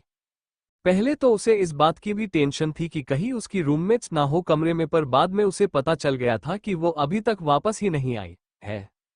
उनका कमरा एकदम साफ था और आरोही का बेड और उसकी अलमारी की हालत कुछ ऐसी लग रही थी जैसे मानो किसी ने कुछ ढूंढने की कोशिश की हो। आरव इधर उधर अच्छे से देखा है। मानसी की टेबल के पास आकर वह रुक जाता है। मुझे लगता है मानसी आपकी कोई कजन है, आरोही कहती है जैसे ही वो आरव को मानसी की फोटो की तरफ देखते हुए देखते हैं। कितनी छोटी दुनिया है ना। अच्छा तो ये है मानसी, इसमें कोई शक नहीं किया। मुझे इतनी जानी पहचानी लग रही थी, यह असलियत में बिल्कुल भी इस फोटो की तरह नहीं लगाती। शायद इसीलिए लोग कहते हैं कि लड़कियों की फोटो पर कभी यकीन नहीं करना चाहिए, आरव कहता है। अरे ऊपर वाले का शुक्र है कि मानसी अभी यहाँ नहीं है, वरना आपकी बात सुनकर तो वो बहुत गुस्सा हो जाती, आरोही कहती है। मैं इतनी छोटी सी जगह पर काफी समय बाद आया हूँ। मेरा कमरा भी कुछ ऐसे ही हुआ करता था जब मैं आर्मी में था, पर इससे कई गुना साफ, और हमारे कंबल भी अच्छे से फोल्डेड होते थे, तुम लोगों की तरह बिल्कुल भी नहीं, आरव कहता है। अभी आरोही सो ही रही होती है कि अचानक आरव उसके बेड पर चढ़ जाता है और उसका ब्लैंकेट खोलकर दोबारा फोल्ड करने लगता है। ये करते समय वो कहता है, तुमसे बेहद बेहतर तरीके से मैं इसे फोल्ड कर सकता हूँ। आरोही को फिर से समझ नहीं आता कि वो कह तो आखिर क्या कहे। ये लड़का यहाँ क्या कर रहा है? आपके अंदर आने के लिए किसने कहा? आरोही की हॉस्टल वार्डन आरव को देखकर कमरे में आ जाती है और कहती है। वो गुस्से में कहती है, और तो और तुम उसके बेड पर भी चढ़े हुए हो और उसके ब्लैंकेट को भी फोल्ड कर रहे हो। करना क्या चाहते हो आखिर तुम? बाहर तुमने नोटिस बोर्ड नहीं देखा क्या? यहाँ लड़के आलो नहीं है, तुम लड़कियां बिल्कुल भी ध्यान नहीं रख सकती हो। आरोही कहती है, मैडम हम परमिशन लेकर आए थे यहाँ। क्या फिर से तुम नीचे? भी अभी इतने लड़के तुम्हारे बारे में बोल रहे थे कि वह तुमसे प्यार करते हैं। तुमने मुझे बेहद इम्प्रेस कर दिया है। वैसे ना जाने कितने ही लड़कों ने तुम्हारे लिए कैंडल्स जलाए, कितनों ने ग्राउंड में फूल बिछाए, कितनों ने तुम्हारे लिए गाना तक गए, और तुम्हारा बॉयफ्रेंड भी है, इसे तो मैंने पहले कभी नहीं देखा, वह कहती है। ये सुनकर आरोही शर्मिंदा हो जाती है। उसे एहसास हो जाता है कि वार्डन की बात के सुनकर शायद आरव को भी बुरा लगा है। ऐसा नहीं है, आरोही एक्सप्लेन करने की कोशिश करती है। तुम इस कमरे में लाई हो और फिर भी यह कह रही हो कि यह तुम्हारा बॉयफ्रेंड नहीं है। वह आरव की तरफ देखती है और कहती है, वैसे ये तुम्हारे बाकी चाहने वालों में से बेहद बेहतर है। तुम लड़कियों को साड़ी सुंदर दिखने वाले लड़के ही पसंद आते हैं, पर मेरी मानो तो ये सुंदर दिखने वाले लड़के कभी भरोसे के लायक नहीं होते। ये कुछ भी कर सकते हैं तुम्हारे कमरे तक आने के लिए। मैं पिछले 10 सालों से वार्डन हूँ यहाँ, मैंने सब कुछ अच्छे से देखा हुआ है। उनकी बातें सुनकर अरब अब इरिटेट होने लगा था। उनकी कहानी सब बातों में से उसे बस एक ही बात पसंद आई थी, और वह ये थी कि आरव को उसका बॉयफ्रेंड समझ रही थी। जी ऐसा कुछ नहीं है, आपको कोई गलतफहमी हुई है, मैं तो बस ये ब्लैंकेट फोल्ड कर रहा था, आखिरकार आरव कहता है। ये सुनकर वह आरोही के बेड की ओर देखते हैं और कहती है, ये सब बहाने किसी और को सुनना, ये तो आज तक का सबसे बेकार बहन सुना है मैंने। तुम ये क्यों नहीं कहते कि सब होने के बाद तुम दोनों मिलकर यह बेड ठीक कर रहे थे? मुझे आपसे झूठ बोलने की कोई जरूरत नहीं है, आरव कहता है। ठीक है, मैं ना जाने कितने लड़के और लड़कियों को ये काम करते हुए देखा है हॉस्टल में, पर मैं तो तुम्हें बस यही सलाह दूंगी कि अगर ऐसा कुछ करना भी है तो कोई और जगह ढूंढ लो, ज्यादा खर्च नहीं होगा, वो कहती है। आरव की बात सुनकर वो आरोही के बेड की ओर देखते हैं और कहती है, ये सब बहाने किसी और को सुनना, ये तो आज तक का सबसे बेकार बहन सुना है मैंने। तुम ये क्यों नहीं कहते कि सब होने के बाद तुम दोनों मिलकर यह बेड ठीक कर रहे थे? मुझे आपसे झूठ बोलने की कोई जरूरत नहीं है, आरव कहता है। ठीक है, मैं ना जाने कितने लड़के और लड़कियों को ये काम करते हुए देखा है हॉस्टल में, पर मैं तो तुम्हें बस यही सलाह दूंगी कि अगर ऐसा कुछ करना भी है तो कोई और जगह ढूंढ लो, ज्यादा खर्च नहीं होगा, वो कहती है। आरोही शर्म के मारे लाल हो चुकी है। वो मन ही मन सोचने लगती है, मॉडर्न नाम लगता है कि कल उसे कपल को रंगे हाथों पकड़ने के बाद तो आप हाई अलर्ट पर है। आपको सच में गलतफहमी हुई है, मैं तो ऊपर बस उसका कैमरा देखने आया था और यहाँ मचे गंध को देखकर मैं बस ब्लैंकेट फोल्ड करने के लिए इसकी मदद कर दी। मुझे होटल के खर्च की कोई फिक्र नहीं है, और तो और ये बेड मेरे लेटने के लायक लंबा भी नहीं है, आरव कहता है। इनके लिए कुछ भी करने के लिए ये बेड बहुत छोटा है। चलो ठीक है, मैं हमें माफ कीजिएगा, अब हम नीचे जा रहे हैं, आरोही कहती है। उसे लगता है कि वो जितना ज्यादा एक्सप्लेन करने की कोशिश करेगी उतना ही ज्यादा ऐसा लगेगा कि वो कुछ छुपाने की कोशिश कर रही है, इसीलिए वो आरव की बाजू पड़ती है और नीचे ले जाती है। वार्डन के पास उनके पीछे पीछे जाने के अलावा और कोई चारा नहीं था। आरोही बाहर निकलते ही कमरे का दरवाजा बंद कर देती है। जैसे ही वो पीछे मुड़ती है वह देखी है कि आरव बॉर्डर से कह रहा था, क्या मुझे यहाँ का कोई नंबर मिल सकता है? मेरी गर्लफ्रेंड यहाँ अकेले रह रही है और मुझे उसकी फिक्र होती है। कल रात में किसी ने से झूठे हैं सामने फंसाकर पुलिस स्टेशन भेज दिया था। ओ अच्छा, ये थी वो लड़की। चलो अब इसकी सिचुएशन थोड़ी अलग है, तो मैं आपको सीधा हॉस्टल एडमिनिस्ट्रेशन का ही नंबर दे देता हूँ, इससे ज्यादा मैं कुछ नहीं कर पाऊंगी, वो कहती है। तुम्हारी गर्लफ्रेंड के चाहने वाले ही बहुत है, तो तुम्हें इससे सबसे बचाकर रखना होगा, और अगली बार कुछ भी हो तो कहीं बाहर चले जाना, तुम्हारा यहाँ आना अलाउड नहीं है। मैं मोहब्बत करने वालों के खिलाफ नहीं हूँ, पर कॉलेज के रूल्स भी तो कुछ होते हैं, और ऊपर से फिर तुम खुद सोच कर देखो कि कितना अजीब लगेगा अगर कल यह एक लड़के को अपने साथ यहाँ ले आए और फिर परसों कोई और लड़की ऐसा ही करे तो। ये सब सुनकर आरोही बेहद शर्मिंदा हो रही थी।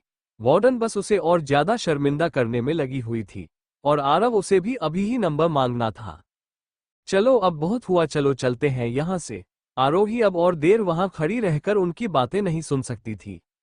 बिल्डिंग से बाहर निकलते ही अराव आरोही की बाजू पकड़कर उसे अपनी तरफ खींचता है और कहता है, मुझे नहीं पता था कि तुम्हारे इतने चाहने वाले हैं जो तुम्हें फुल कैंडल्स न जाने क्या क्या देते हैं, और तो और तुम्हारे लिए गाने तक गाते हैं।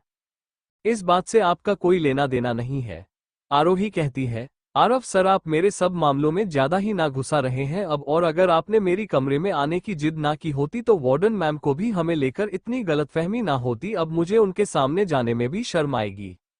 बिल्कुल मुझे लेना देना है, आज सुबह से मैं ऑफिशियली तुम्हारा बॉयफ्रेंड हूँ, आरव कहता है। ये सुनकर आरोही एक गहरी सांस लेती है और कहती है, आपने खुद ही मेरी मदद करने के लिए कहा था, मैंने भी आपको हायर किया था, आपने ही कहा था कि हमें कपल होने का नाटक करेंगे। आरव बात करना बंद कर देता है और आरोही की ओर देखने लगता है। उसकी आंखों में इस कदर खो जाता है और उसे कुछ भी और दिखाई नहीं देता। उसकी नजरों से आरोही का दिल जोर से धड़कने लगता है और उसे समझ नहीं आता कि वह क्या बोले। आरोही, यह तो अब बड़ी गलत बात है, तुम मुझे ऐसे साइड लाइन इसलिए कर रही क्योंकि अब तुम्हारी प्रॉब्लम सब सॉल्व हो चुकी है, आरव परेशान होकर कहता है। तब तो तुमने मना नहीं किया था जब मैं तुम्हें मदद करने के लिए कहा था। आप सही कह रहे हैं, पर हमारा ये रिश्ता अभी भी छोटा ही है, आरोही कहती है। आरव उसकी तरफ देखकर कहता है, क्या झूठ? तब तो तुमने नहीं कहा था कि यह झूठ होगा, मुझे तो इस बारे में नहीं पता कुछ। ये भी मुझे कहने की जरूरत थी, यह तो अंडरस्टैंड था ना। आरोही, मैंने कभी झूठे बॉयफ्रेंड के बारे में नहीं सुना, क्या तो मैं तुम्हारा बॉयफ्रेंड हूं या नहीं? ये झूठे बॉयफ्रेंड वाला नाटक मुझे से नहीं होगा, और अगर तब मैं तुम्हारा बॉयफ्रेंड था तो अभी हूं, आरव अपनी बात साफ साफ कह देता है। आरोही, मैंने कभी झूठे बॉयफ्रेंड के बारे में नहीं सुना, क्या तो मैं तुम्हारा बॉयफ्रेंड हूं या नहीं? ये झूठ बॉयफ्रेंड वाला नाटक मुझे नहीं होगा, और अगर तब मैं तुम्हारा बॉयफ्रेंड था तो अभी हूं, आरव अपनी बात साफ साफ कह देता है। आरोही 1 मिनट के लिए चुप हो जाती है और फिर कहती है, अब आप भी शर्म होकर अजीब बातें तुम कर रहे हो। बेशर्म होकर अजीब बात तुम कर रही हो। आ रहा हूं कहता है। क्या तुम भूल गई हो कि जब मैंने तुम्हारे मेस के कार्ड में पैसे डलवाने के लिए कहा था तब तो तुमने मना नहीं किया था। इस कॉलेज का एक अपना रूल है कि सारे बॉयफ्रेंड का हक है कि वो अपनी गर्लफ्रेंड के कार्ड में पैसे डलवाते हैं। अब यह मत कहना कि तुम्हें इसके बारे में कुछ नहीं पता था। जब तुमने मुझे हाँ बोला था तब तो मैं तुम्हारा बॉयफ्रेंड था। आज मुझसे बहस करने का कोई फायदा नहीं है। आरोही बहुत परेशान हो चुकी थी। उसे लग रहा था कि कोई बहुत बड़े किसी जाल में फंस चुकी थी। मुझे तो लगा था कि आपने मेरे कार्ड में पैसे डलवाने के लिए इसलिए कहा था कि आप मेरी मदद करना चाहते थे, और जिस रूल की आप बात कर रहे हैं मुझे सच में उसके बारे में कुछ नहीं पता। करती रहो यही नाटक। अगर तुम्हें यकीन नहीं होता तो जाओ और उन लड़कियों से पूछो कि किसने उनके कार्ड में पैसे डलवाए हैं, आरव कहता है।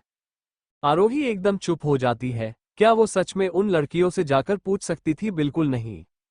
वो सच में उन लड़कियों के बॉयफ्रेंड ही थे, तभी उनके कार्ड में पैसे डलवा रहे थे, नहीं तो फिर वो लड़कियां गोल्ड डिगर्स होगी। पर आरोही के साथ तो इन दोनों में से कुछ भी नहीं था, क्योंकि वो कुछ जवाब नहीं देती। आरव मुस्कुराते हुए कहता है, चलो चलकर तुम्हारे कार्ड में पैसे डलवाते हैं। आरव रुकिए, मैं नहीं चाहती कि अब आप मेरे कार्ड में पैसे डलवाए। आरोही आरव की बाजू पकड़कर कहती है, मुझे ये करना ही पड़ेगा। तुम्हारी वार्डन को पता है कि तुम मेरी गर्लफ्रेंड हो, ऐसे में अगर तुम्हारा वसंत थोड़ा भी काम हुआ तो उसे लगेगा कि मैं तुम्हें खाना नहीं देता। आरव जड़ से उसे मना कर देता है और उसका हाथ पकड़ लेता है। हमारे तो हाथ भी ऐसा लगता है जैसे एक दूसरे के लिए ही बने हैं। देखो कैसे मेरा बड़ा हाथ तुम्हारे छोटे हाथ को आराम से पकड़ सकता है। उसका हाथ पकड़े पकड़े आरोही तकरीबन 10 कदम आगे बढ़ती है। वो थोड़ी कंफ्यूज थी क्योंकि उसे बिल्कुल भी उम्मीद नहीं थी कि आरव जैसा खड़ूस इंसान भी ऐसे बातें कर सकता था। अब मेरी तरफ ऐसे मत देखो, तुम मत देखो तुम। आरव पीछे मुड़कर आरोही से कहता है, हर कोई तुम्हारे कॉलेज में यही बात कर रहा है कि कैसे तुम्हारा बॉयफ्रेंड एक अमीर और बेहद हैंडसम दिखने वाला लड़का है, और ऐसे में अगर अचानक लोगों को पता लगा कि तुम्हारा कोई बॉयफ्रेंड नहीं है तो वह सब तुम्हारे बारे में क्या ही सोचेंगे। उन्हें लगेगा कि तुमने झूठ नाटक करके खुद को इस केस से बाहर निकलवाया है। वह सब तुम्हारा मजाक उड़ाएंगे। तो मुझे लगता है कि तुम्हें मेरा शुक्रिया अदा करना चाहिए, तुम्हें सब मुसीबत से बचने के लिए। आरोही मन ही मन सोचने लगती है कि कहीं ये सब आरव का प्लान तो नहीं था उसे फंसाने के लिए। आरव सर, अगर मैं कहूं कि मुझे अपना मजाक बनवाने का डर ही नहीं है तो? आरोही कहती है, अगर मैं किसी की मदद करने की एक बार सोच लेता हूं तो मैं उनके साथ आखिर तक ही रहता हूं, आरव कहता है। आरोही को कुछ सच में समझ नहीं आता कि वह अब क्या बोले। उसने पहले अपनी जिंदगी इतना ढीठ इंसान देखा था। जब तक वो दोनों कैंटीन पहुंचते हैं तब तक भी तनुजा शौक नहीं थी। मुझे अपना मैच का कार्ड दो, आरव अपना हाथ आगे बढ़ते हुए कहता है। आरोही उसे रहती है, आरव सर, मैं अपना खाना खुद अफोर्ड कर सकती हूँ। अगर मैं आपकी गर्लफ्रेंड भी होती तो भी आपको मेरे कार्ड में पैसे डलवाने की कोई जरूरत नहीं। वैसे भी मुझे पहले ही आपके 2000 रुपए देने हैं। मतलब तुम आखिरकार मान ही गई हो कि तुम मेरी गर्लफ्रेंड हो, आरव कहता है। टेंशन मत लो, तुम वह सारे पैसे आराम से धीरे धीरे करके मुझे लौट सकती हो, और रही बात कार्ड के पैसों की तो फिक्र मत करो, वह तुम्हें मुझे वापस नहीं देने पड़ेंगे। कहीं ये तो नहीं सोच रही थी इसने मेरे पैसे पड़ेंगे अगर यह मेरी गर्लफ्रेंड बन गई है तो? आरव मन ही मन सोचने लगता है। वह आरोही को देखते हुए कहता है, मुझे पता है कि तुम एक इंडिपेंडेंस और सेल्फ वर्थ लड़की हो, इसलिए मैं तुम्हारे उधार लिए हुए पैसे माफ नहीं करूंगा, क्योंकि मैं इस बात पर तुमसे लड़ना नहीं चाहता बिल्कुल भी। आरव आरोही को देखते हुए कहता है, मुझे पता है कि तुम एक इंडिपेंडेंस और सेल्फ वर्थ लड़की हो, इसलिए मैं तुम्हारे उधार लिए हुए पैसे माफ नहीं करूंगा, क्योंकि मैं इस बात पर तुमसे लड़ना नहीं चाहता बिल्कुल भी। किसने कहा कि वह भी मानती? वह भी थी तो एक इंडिपेंडेंस ही आखिर। क्या आपको कोई मिसअंडरस्टैंडिंग हुई है सर? मुझे अच्छा लगेगा अगर हम मेरे उधर वाले पैसों के बारे में बात करें। तो आरोही मन ही मन सोचने लगती है।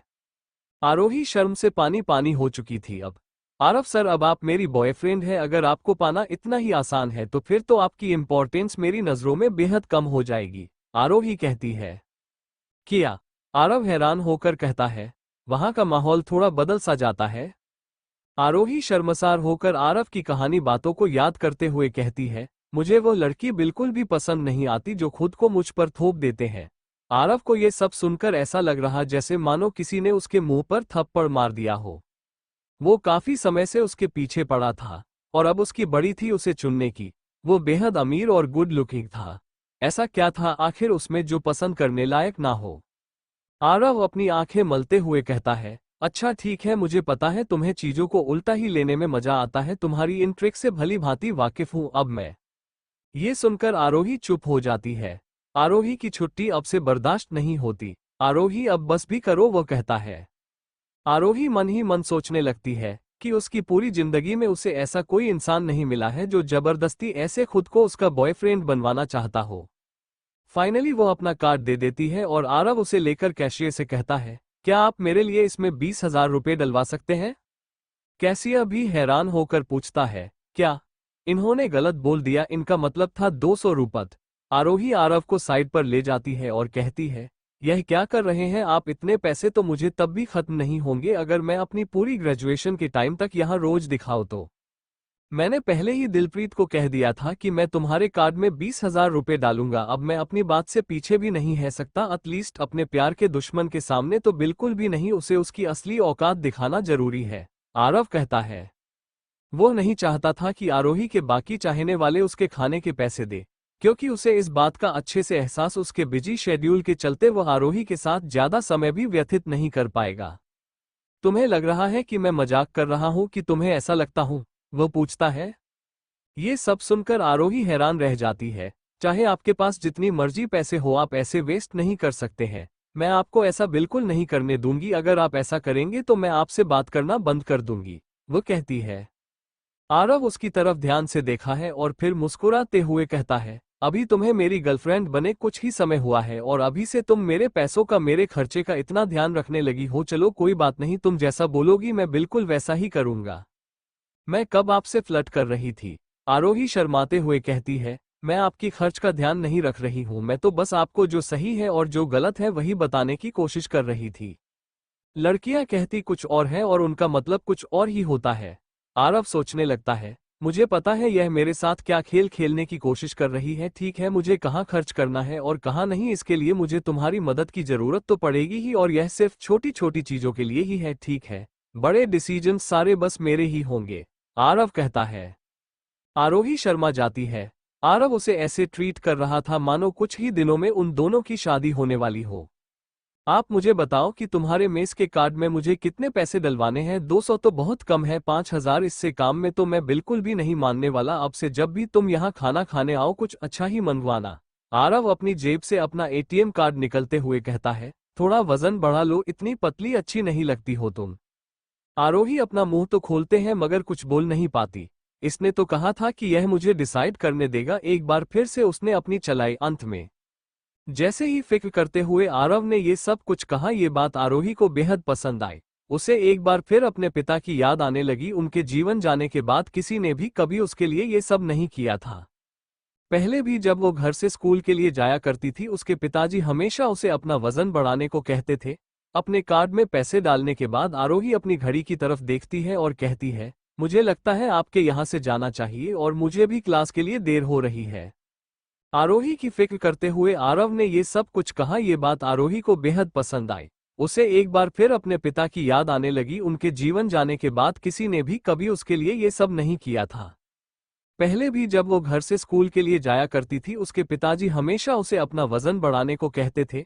अपने कार्ड में पैसे डालने के बाद आरोही अपनी घड़ी की तरफ देखती है और कहती है, मुझे लगता है आपके यहाँ से जाना चाहिए और मुझे भी क्लास के लिए देर हो रही है। कोई बात नहीं, मैं तुम्हें क्लास तक छोड़ देता हूँ। वैसे भी मुझे देखना है कि यह अग्रिम आखिर दिखता कैसा है, आरव ने कहा। उसे लड़की ने बस एक बार उसके बारे में बात क्या करें, आपको तो उसका नाम याद हो गया। आरोही उसकी तरफ देखते हुए कहती है, मुझे तो पता भी नहीं है लड़का है कौन। ये सुनकर अराव उसकी तरफ हैरानी भरी नजरों से दिखने लगा। मैं झूठ नहीं बोल रही हूँ, इतने लड़के मुझे पसंद करते हैं। मुझे बात कैसे पता हो सकती है कि वह कौन है? ऊपर से मैं पढ़ने लिखने में इतनी बिजी रहती हूँ, मुझे अपने क्लासमेट के साथ घूमने फिरने का या उनसे घुलने मिलने का टाइम ही नहीं मिलता। अरे अच्छा, फिक्र मत करो, मैं जलने वाले लोगों में से नहीं हूँ, इसीलिए तुम्हें एक्सप्लेन करने की जरूरत नहीं है। आरोही समझ नहीं आता कि वह अब क्या ही कहे। आरव थोड़ी देर तो चुप रहा, फिर वो एकदम से कहने लगा, पर अभी भी तुम उसे दिलप्रीत को दिल कहकर नहीं बुला सकती। किसने कहा कि वो जलने वाले लोगों में से नहीं था?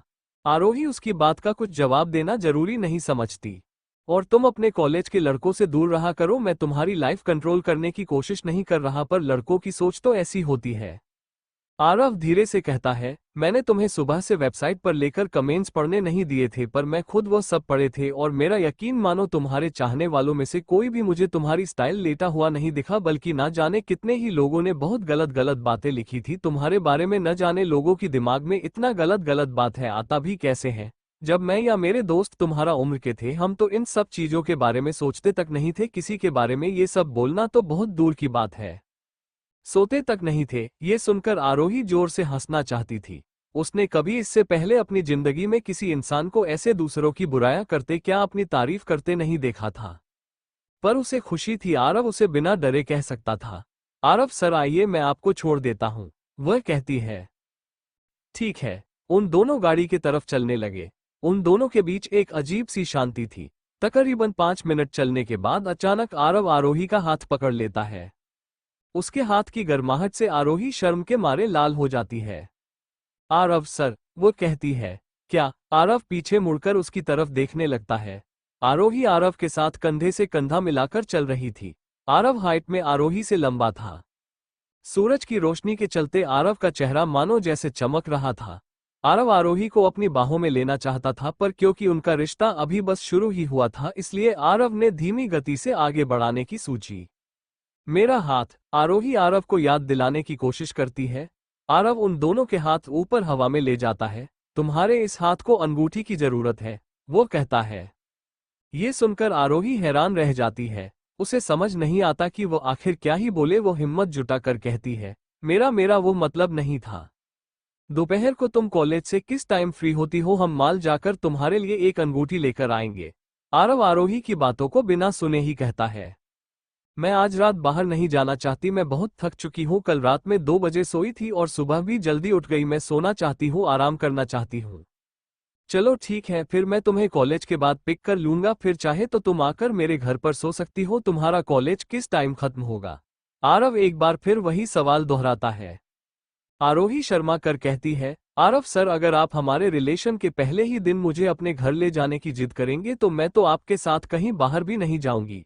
आरव आरोही की बात सुन के ऑफेंड हो जाता है और कहता है, तुम मुझे गलत समझ रही हो। मैं तुम्हें अपने घर सिर्फ इसलिए लेकर जाना चाहता हूं ताकि तुम अपनी नींद पूरी कर सको, तुम्हें अपने साथ सोने के लिए फोर्स करने के लिए नहीं। तुम उतनी भी शरीफ नहीं हो सकता मैंने सोचा था।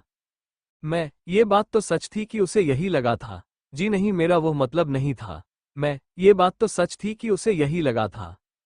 जी नहीं, मेरा वो मतलब नहीं था। वो तुम्हारी जनरेशन तो मेरी जनरेशन से काफी अलग है। मेरी उम्र के लोग तो बेचारे सीधे साधे शरीफ से लोग थे, पर तुम्हारे जनरेशन के लोगों के दिमाग में तो न जाने कैसे कैसे पता चलती है, आरव कहता है। अब तक आरोही गुस्से से लाल हो चुकी थी।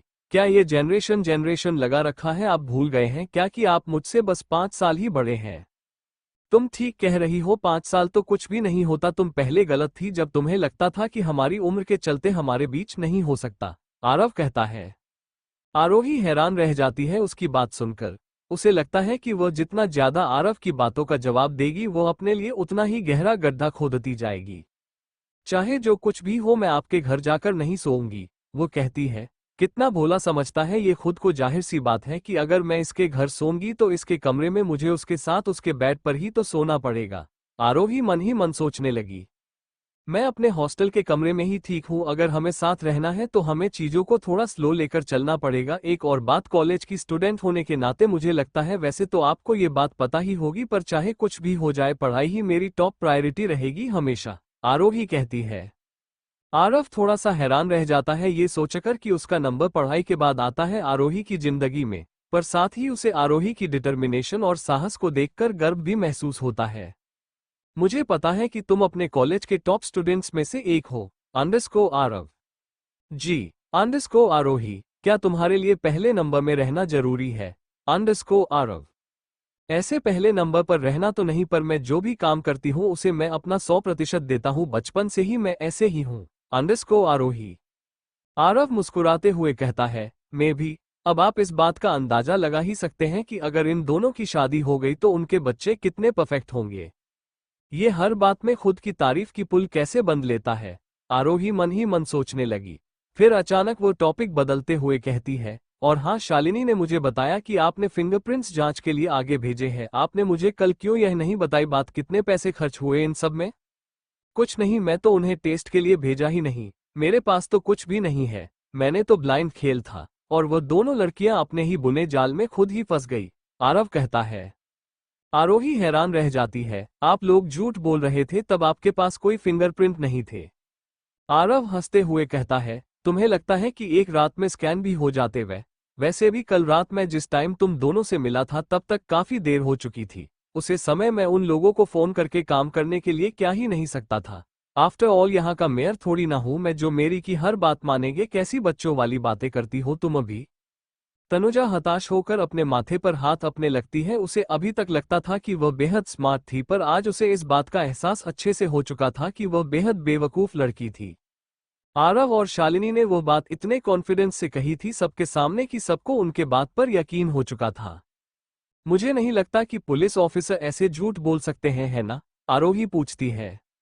नहीं, और इसीलिए ही मैं शालिनी से कहा था कि वह ऐसे दिखाएं जैसे वह हमें जानती तक नहीं है। तुम्हारे कॉलेज के हॉस्टल में सीसीटीवी कैमरा तो है नहीं, और हम लोगों का कहना था कि किसी ने तुम्हें पैसे चुराते हुए देखा है, तो इसलिए तुम्हें बेकसूर साबित करना बेहद मुश्किल था। सारी बात जल्द से जल्द खत्म करने के लिए हमने यह आइडिया सोचा, फिंगरप्रिंट्स चेक करवाने के लिए कहना तो पहला पड़ाव था हमारे प्लान का। हम उन्हें स्टेप बाय स्टेप डराना चाहते थे ताकि वो लड़कियां खुद ही आगे जाकर अपना जुर्म कबूल कर ले और अपनी गलती मान ले, आरव आरोही को बताता है। तो इसका मतलब है कि आपके पास आज कोई भी सबूत नहीं है, आरोही कहती है। शालिनी का भी बढ़िया है, पहले मुझे उसे पर इतना यकीन नहीं था, पर जैसे उसने आज सारा कैसे हैंडल किया, मुझे लगता है कि वो फ्यूचर में अच्छी लॉयर बन सकती है। इस साल की शुरुआत में भी उसके पुलिस स्टेशन वालों ने उसे ट्रेनिंग के लिए कहीं बाहर भेजा था, इम्प्रूवमेंट तो दिखाए हैं उसने बिल्कुल।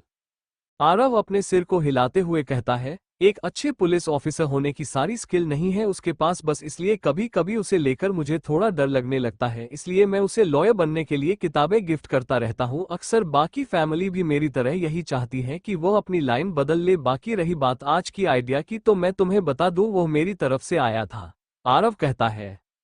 शालिनी का भी बढ़िया है, पहले मुझे उसे पर इतना यकीन नहीं था, पर जैसे उसने आज सारा कैसे हैंडल किया, मुझे लगता है कि वो फ्यूचर में अच्छी लॉयर बन सकती है। इस साल की शुरुआत में भी उसके पुलिस स्टेशन वालों ने उसे ट्रेनिंग के लिए कहीं बाहर भेजा था, इम्प्रूवमेंट तो दिखाए हैं उसने बिल्कुल।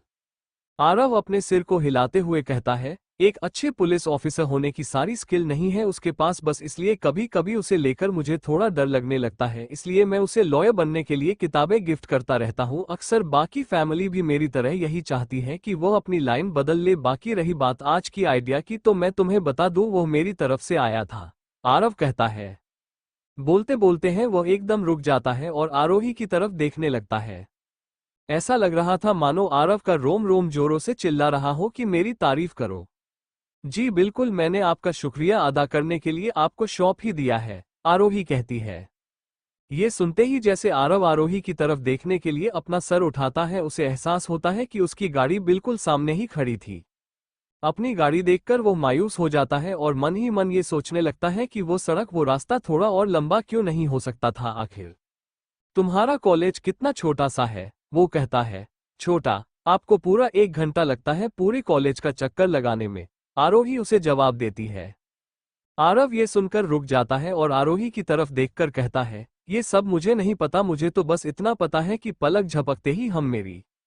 जैसे ही आरोही को इस बात का एहसास हुआ कि आखिर अरमान कहना क्या चाहता था, उसका दिल जोरों से धड़कने लगता है और वो शर्म के मारे लाल हो जाती है। तभी अचानक आरव आरोही की तरफ झुकने लगता है, वो दोनों एक दूसरे में इतना खोसी जाते हैं कि उन्हें कुछ होश ही नहीं रहता। आरोही को एकदम से ध्यान आता है जब आरव उसकी माथे पर प्यार से एक किस करता है, इसके बाद वह शर्म के मारे लाल हो जाती है। आरोही को उसे समय सच में ऐसा लगा था जैसे मानो आरव उसके होठों पर किस कर देगा। क्या तुम डिसअपॉइंटेड हो? आरव मुस्कुराकर आरोही से पूछता है। फिक्र मत करो, आप सब कुछ अचानक हुआ, ऐसे अगली बार मैं तुम्हें किस जरूर करूंगा। जी ऐसा कुछ भी नहीं है, आरोही उसे जवाब देती है। लड़कियां कभी नहीं बताती उन्हें क्या चाहिए, आखिर में आजकल एक किताब पढ़ रहा हूं, उसके अकॉर्डिंग भी जब भी लड़कियां हाँ कहती है उनका मतलब होता है नहीं, और जब नहीं कहती है तब उनका मतलब हाँ होता है। ये सुनकर आरोही परेशान होकर कहती है, आरव सर किस किस्म की किताबें पढ़ने लगे हैं आप? प्लीज ये सब फालतू की किताबें पढ़ना बंद कर दीजिए। अगर तुम मेरे साथ और ज्यादा वक्त गुजारना शुरू कर दोगी तो शायद मैं ये सब पढ़ना छोड़ दूं। घर पर अगर पीला बैठा बोर होता रहूंगा तो अपने आप ये सब पढ़ता रहूंगा, आरव मुस्कुराकर आरोही से कहता है। आरोही हैरान होकर कहती है, आपकी कंपनी भी है, शायद इतनी बड़ी कंपनी होने के बावजूद भी आपके पास करने के लिए कोई काम नहीं है। अभी पीछे मैं इतना पैसा कमा लिया है कि मैं कुछ दिन आराम करने का सोचा है, और वैसे भी कौन सा इंसान ने करने के बाद पैसा अपने साथ लेकर जाना है, जो है सब यहीं रह जाएगा, तो हर समय पैसों के पीछे भागने का क्या ही मतलब है, वो आरव जवाब देता है। आरोही उसे पकड़कर पीटना चाहती थी। आरव सर, अगर आप थोड़ी देर और रुक तो मैं अपनी क्लास के लिए लेट हो जाऊंगी और इसका असर मेरी पढ़ाई पर भी पड़ सकता है, क्योंकि आज मेरी एक बहुत इंपॉर्टेंट क्लास है। वो आरव को जितना जल्दी हो सके वहां से भेजने के लिए कहती है। अच्छा चलो ठीक है, फिर अगर कोई भी तुम्हें तंग करे तो बेझिझक मुझे फोन कर देना, किसी से डरने की जरूरत नहीं है। अब तुम्हें तो मेरी गर्लफ्रेंड जो हो कुछ भी हो, बस याद रखना कि मैं बस एक फोन कॉल की दूरी पर हूँ, खुद को कभी अकेला समझने की जरूरत नहीं है तुम्हें। ये कहते हैं आरव अपनी गाड़ी में बैठता है और वहां से चला जाता है। आरोही उसे जाते हुए देखते हैं। वो अभी भी अपने नए बॉयफ्रेंड के बारे में सोच सोच कर सदमे में ही होती है। अचानक उसके मन में ख्याल आता है, क्या सच में शहर में मेरी फिक्र करने वाला कोई है? उसका मानना था कि आरव ही एक ऐसा लड़का था जो नहीं उसे अच्छे से समझता था, बल्कि अमित से भी उसके लिए लड़ सकता था। पर इसके साथ ही वो नहीं चाहती थी कि आरव को कभी भी उसके बीते हुए कल के बारे में पता चले। वो नहीं चाहती थी कि आरव उसके पिताजी को एक अपराधी की नज़र से देखे। तकरीबन 10:30 बजे जैसे ही आरोही अपनी क्लास में पहुंचती है, सबकी नज़र बस उसी पर आकर ठहर जाती है। सारे बच्चे उसे देखकर आपस में बातें करने लगते हैं। पर अब उसे सबकी आदत हो चुकी थी। कई सारे लड़के भी उसकी बैठते ही उसके पास जाते हैं और उससे पूछते हैं, आरोही, कल की वेबसाइट पर जो कुछ भी तुम्हारे बॉयफ्रेंड के बारे में लिखा है, क्या वो सब सच है? क्या वो एक बेहद अमीर लड़का है? हाँ, आरोही को आरव की कई सारी बातें याद आने लगती हैं कि कैसे उसके चाहने वालों में से मुसीबत के समय कोई भी आगे नहीं आया था। ये लड़के बस उसे नीचे दिखाने का मौका ढूंढना चाहती थी, जिसे वह कर नहीं सकते थे। जो तुम्हारा हमेशा से एक बॉयफ्रेंड रहा है, तुमने पहले क्यों नहीं बताया? क्या तुम जानबूझकर हमारी फीलिंग्स के साथ खेल जाती थी? अचानक एक लड़का आरोही से पूछता है। असल में वह भी उसका बस मजाक उड़ाना चाहता था कि सुनकर आरोही हंस पड़ती है। तुम्हारी फीलिंग्स के साथ खेलना मैं आज से पहले तुमसे कभी बात तक नहीं की। तुम्हारा बॉयफ्रेंड था और तुमने यह बात हम सबसे छुपा कर रखी। तुम्हें हमारी फीलिंग्स की कोई कदर नहीं है।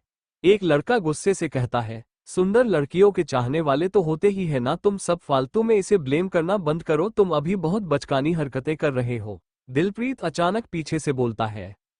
वो उस लड़के को कॉलर से पढ़कर उसे एक तरफ कर देता है। यह मत समझना कि मैं तुमसे डरता हूं अब, क्योंकि तुम फेमस हो चुके हो। वो कहता है। देखो तो तुम्हें जब मन करता है मुंह उठाकर हमारे डिपार्टमेंट में आ जाते हो। मुझे तो लगता है कि तुम भी आरोही को पसंद करते हो। भाई, कोई चांस नहीं है? तुम्हें बुरा नहीं लगता क्या ऐसे किसी को अपनी फीलिंग्स के साथ खेलने देने में? जरा देखो तो कैसी सोच है तुम्हारी। मैं तुम्हें वन कर रहा हूं, उसे अकेला छोड़ दो वरना तुम्हारे लिए अच्छा नहीं होगा, दिलप्रीत कहता है। ये सुनकर वो लड़का वहां से चला जाता है। थैंक यू, आरोही दिलप्रीत से कहती है। उसे इस बात की बेहद खुशी थी कि आखिरकार उसके से उसका नाम अब हट चुका था। मुझे तो लगा था कि तुम जा चुके होंगे अब तक, आजकल तुम्हारा यहाँ आना जाना काफी होता है ना वैसे। अब मैं एक्टिंग के चलते अपनी पढ़ाई को तो नहीं इग्नोर कर सकता ना, क्योंकि मेरे फेमस होने से यहाँ के प्रोफेसर्स को मेरे फेमस होने से कोई फर्क नहीं पड़ता जब असाइनमेंट में नंबर देने की बारी आती है। दिलप्रीत अपनी सीट पर बैठकर अपनी बुक खोलना है। तुम्हारा बॉयफ्रेंड चला गया क्या? हाँ, वह जा चुका है, आरोही उसे जवाब देती है। क्या तुम दोनों सच में डेट कर रहे हो एक दूसरे को? पूछता है। हाँ, अप्स, अच्छा मुझे तो लगा था कि वह शायद बस इसलिए तुम्हारा नाम कैसे से क्लियर करवाने के लिए नाटक कर रहा था। ये सुनकर आरोही चौंक जाती है जब उसे इस बात का एहसास होता है कि दिलप्रीत ने सबसे जान लिया है। लगता है अब तो मेरा कोई चांस ही नहीं। मैं तो सोच रहा था कि कॉलेज की वेबसाइट पर अनाउंस कर दूं कि मैं तुम्हें पसंद करता हूं। जब मैं तुम्हारे केस के बारे में पढ़ा था मुझे लगा था कि इससे शायद तुम्हारा कैरेक्टर पर बात ना जाए, पर साथ ही मैं तुम्हारी मुश्किलें और बढ़ाना भी नहीं चाहता था, दिलप्रीत कहता है। शालिनी का भी बढ़िया है। पहले मुझे उसे पर इतना यकीन नहीं था, पर जैसे उसने आज सारा कैसे हैंडल किया, मुझे लगता है कि वो फ्यूचर में अच्छी लॉयर बन सकती है। इस साल की शुरुआत में भी उसके पुलिस स्टेशन वालों ने उसे ट्रेनिंग के लिए कहीं बाहर भेजा था। इम्प्रूवमेंट तो दिखाए हैं उसने बिल्कुल। आरव अपने सिर को हिलाते हुए कहता है। एक अच्छे पुलिस ऑफिसर होने की सारी स्किल नहीं है उसके पास, बस इसलिए कभी कभी उसे लेकर मुझे थोड़ा डर लगने लगता है, इसलिए मैं उसे लॉयर बनने के लिए किताबें गिफ्ट करता रहता हूँ। अक्सर बाकी फैमिली भी मेरी तरह यही चाहती है कि वो अपनी लाइन बदल ले। बाकी रही बात आज की आइडिया की, तो मैं तुम्हें बता दूं वो मेरी तरफ से आया था, आरव कहता है।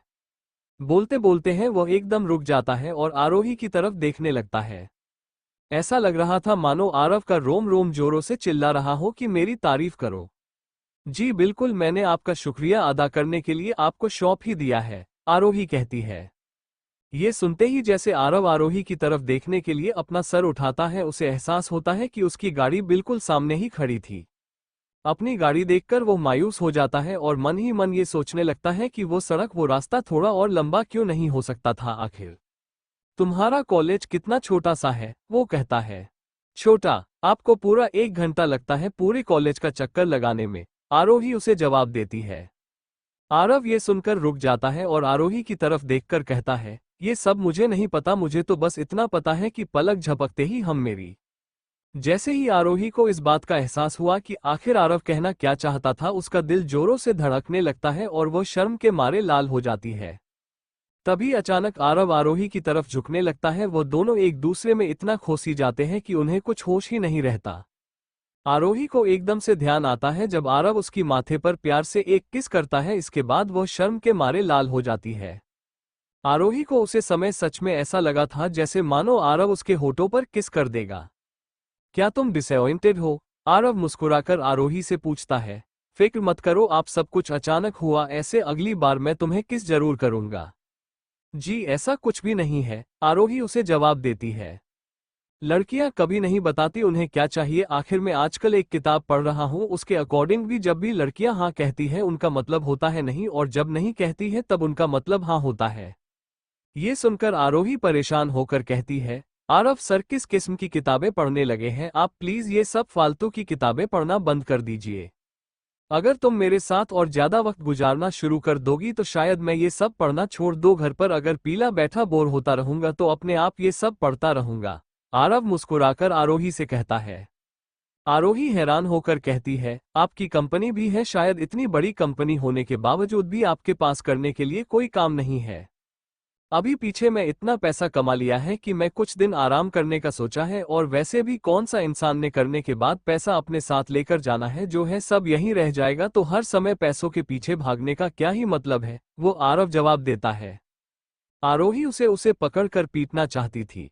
आरव सर अगर आप थोड़ी देर और रुक तो मैं अपनी क्लास के लिए लेट हो जाऊंगी और इसका असर मेरी पढ़ाई पर भी पड़ सकता है, क्योंकि आज मेरी एक बहुत इंपॉर्टेंट क्लास है। वो आरव को जितना जल्दी हो सके वहां से भेजने के लिए कहती है। अच्छा चलो ठीक है, फिर अगर कोई भी तुम्हें तंग करे तो बेझिझक मुझे फोन कर देना, किसी से डरने की जरूरत नहीं है। अब तुम्हें तो मेरी गर्लफ्रेंड जो हो कुछ भी हो, बस याद रखना कि मैं बस एक फोन कॉल की दूरी पर हूँ, खुद को कभी अकेला समझने की जरूरत नहीं है तुम्हें। ये कहते हैं आरव अपनी गाड़ी में बैठता है और वहां से चला जाता है। आरोही उसे जाते हुए देखते हैं। वो अभी भी अपने नए बॉयफ्रेंड के बारे में सोच सोच कर सदमे में ही होती है। अचानक उसके मन में ख्याल आता है, क्या सच में शहर में मेरी फिक्र करने वाला कोई है? उसका मानना था कि आरव ही एक ऐसा लड़का था जो नहीं उसे अच्छे से समझता था, बल्कि अमित से भी उसके लिए लड़ सकता था।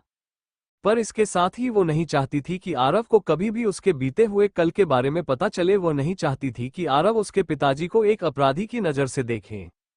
तकरीबन 10:30 बजे जैसे ही आरोही अपनी क्लास में पहुंचती है, सबकी नज़र बस उसी पर आकर ठहर जाती है। सारे बच्चे उसे देखकर आपस में बातें करने लगते हैं। पर अब उसे सबकी आदत हो चुकी थी। कई सारे लड़के भी उसकी बैठते ही उसके पास जाते हैं और उससे पूछते हैं, आरोही कल की वेबसाइट पर जो कुछ भी तुम्हारे बॉयफ्रेंड के बारे में लिखा है, क्या वो सब सच है? क्या वो एक बेहद अमीर लड़का है? हाँ, आरोही को आरव की कई सारी बातें याद आने लगती हैं कि कैसे उसके चाहने वालों में से मुसीबत के समय कोई भी आगे नहीं आया था। ये लड़के बस उसे नीचे दिखाने का मौका ढूंढना चाहती थी जिसे वह कर नहीं सकते थे। जो तुम्हारा हमेशा से एक बॉयफ्रेंड रहा है, तुमने पहले क्यों नहीं बताया?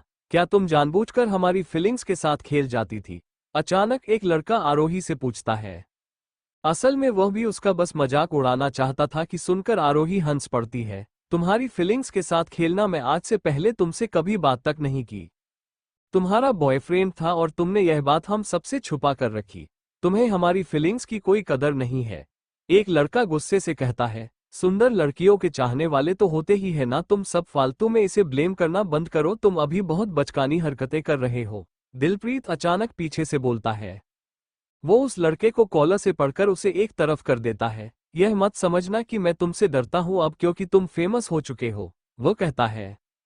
देखो तो तुम्हें जब मन करता है मुंह उठाकर हमारे डिपार्टमेंट में आ जाते हो, मुझे तो लगता है कि तुम भी आरोही को पसंद करते हो। भाई कोई चांस नहीं है, तुम्हें बुरा नहीं लगता क्या ऐसे किसी को अपनी फीलिंग्स के साथ खेलने देने में? जरा देखो तो कैसी सोच है तुम्हारी, मैं तुम्हें वन कर रहा हूं, उसे अकेला छोड़ दो वरना तुम्हारे लिए अच्छा नहीं होगा, दिलप्रीत कहता है। ये सुनकर वो लड़का वहां से चला जाता है। थैंक यू, आरोही दिलप्रीत से कहती है। उसे इस बात की बेहद खुशी थी कि आखिरकार उसके से उसका नाम अब हट चुका था। मुझे तो लगा था कि तुम जा चुके होंगे अब तक, आजकल तुम्हारा यहाँ आना जाना काफी होता है ना वैसे। अब मैं एक्टिंग के चलते अपनी पढ़ाई को तो नहीं इग्नोर कर सकता ना, क्योंकि मेरे फेमस होने से यहाँ के प्रोफेसर्स को मेरे फेमस होने से कोई फर्क नहीं पड़ता जब असाइनमेंट में नंबर देने की बारी आती है। दिलप्रीत अपनी सीट पर बैठकर अपनी बुक खोलना है। तुम्हारा बॉयफ्रेंड चला गया क्या? हाँ वह जा चुका है, आरोही उसे जवाब देती है। क्या तुम दोनों सच में डेट कर रहे हो एक दूसरे को? पूछता है। हाँ अप्स, अच्छा मुझे तो लगा था कि वह शायद बस इसलिए तुम्हारा नाम कैसे से क्लियर करवाने के लिए नाटक कर रहा था। ये सुनकर आरोही चौंक जाती है जब उसे इस बात का एहसास होता है कि दिलप्रीत ने सबसे जान लिया है।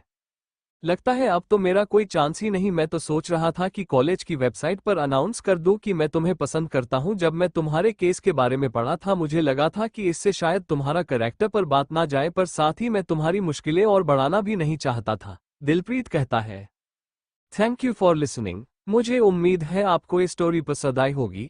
अगर आपको पसंद आई है तो प्लीज़ लाइक और कमेंट करना ना भूलें और मोर स्टोरीज के लिए सब्सक्राइब करें। मिलते हैं नेक्स्ट वीडियो में।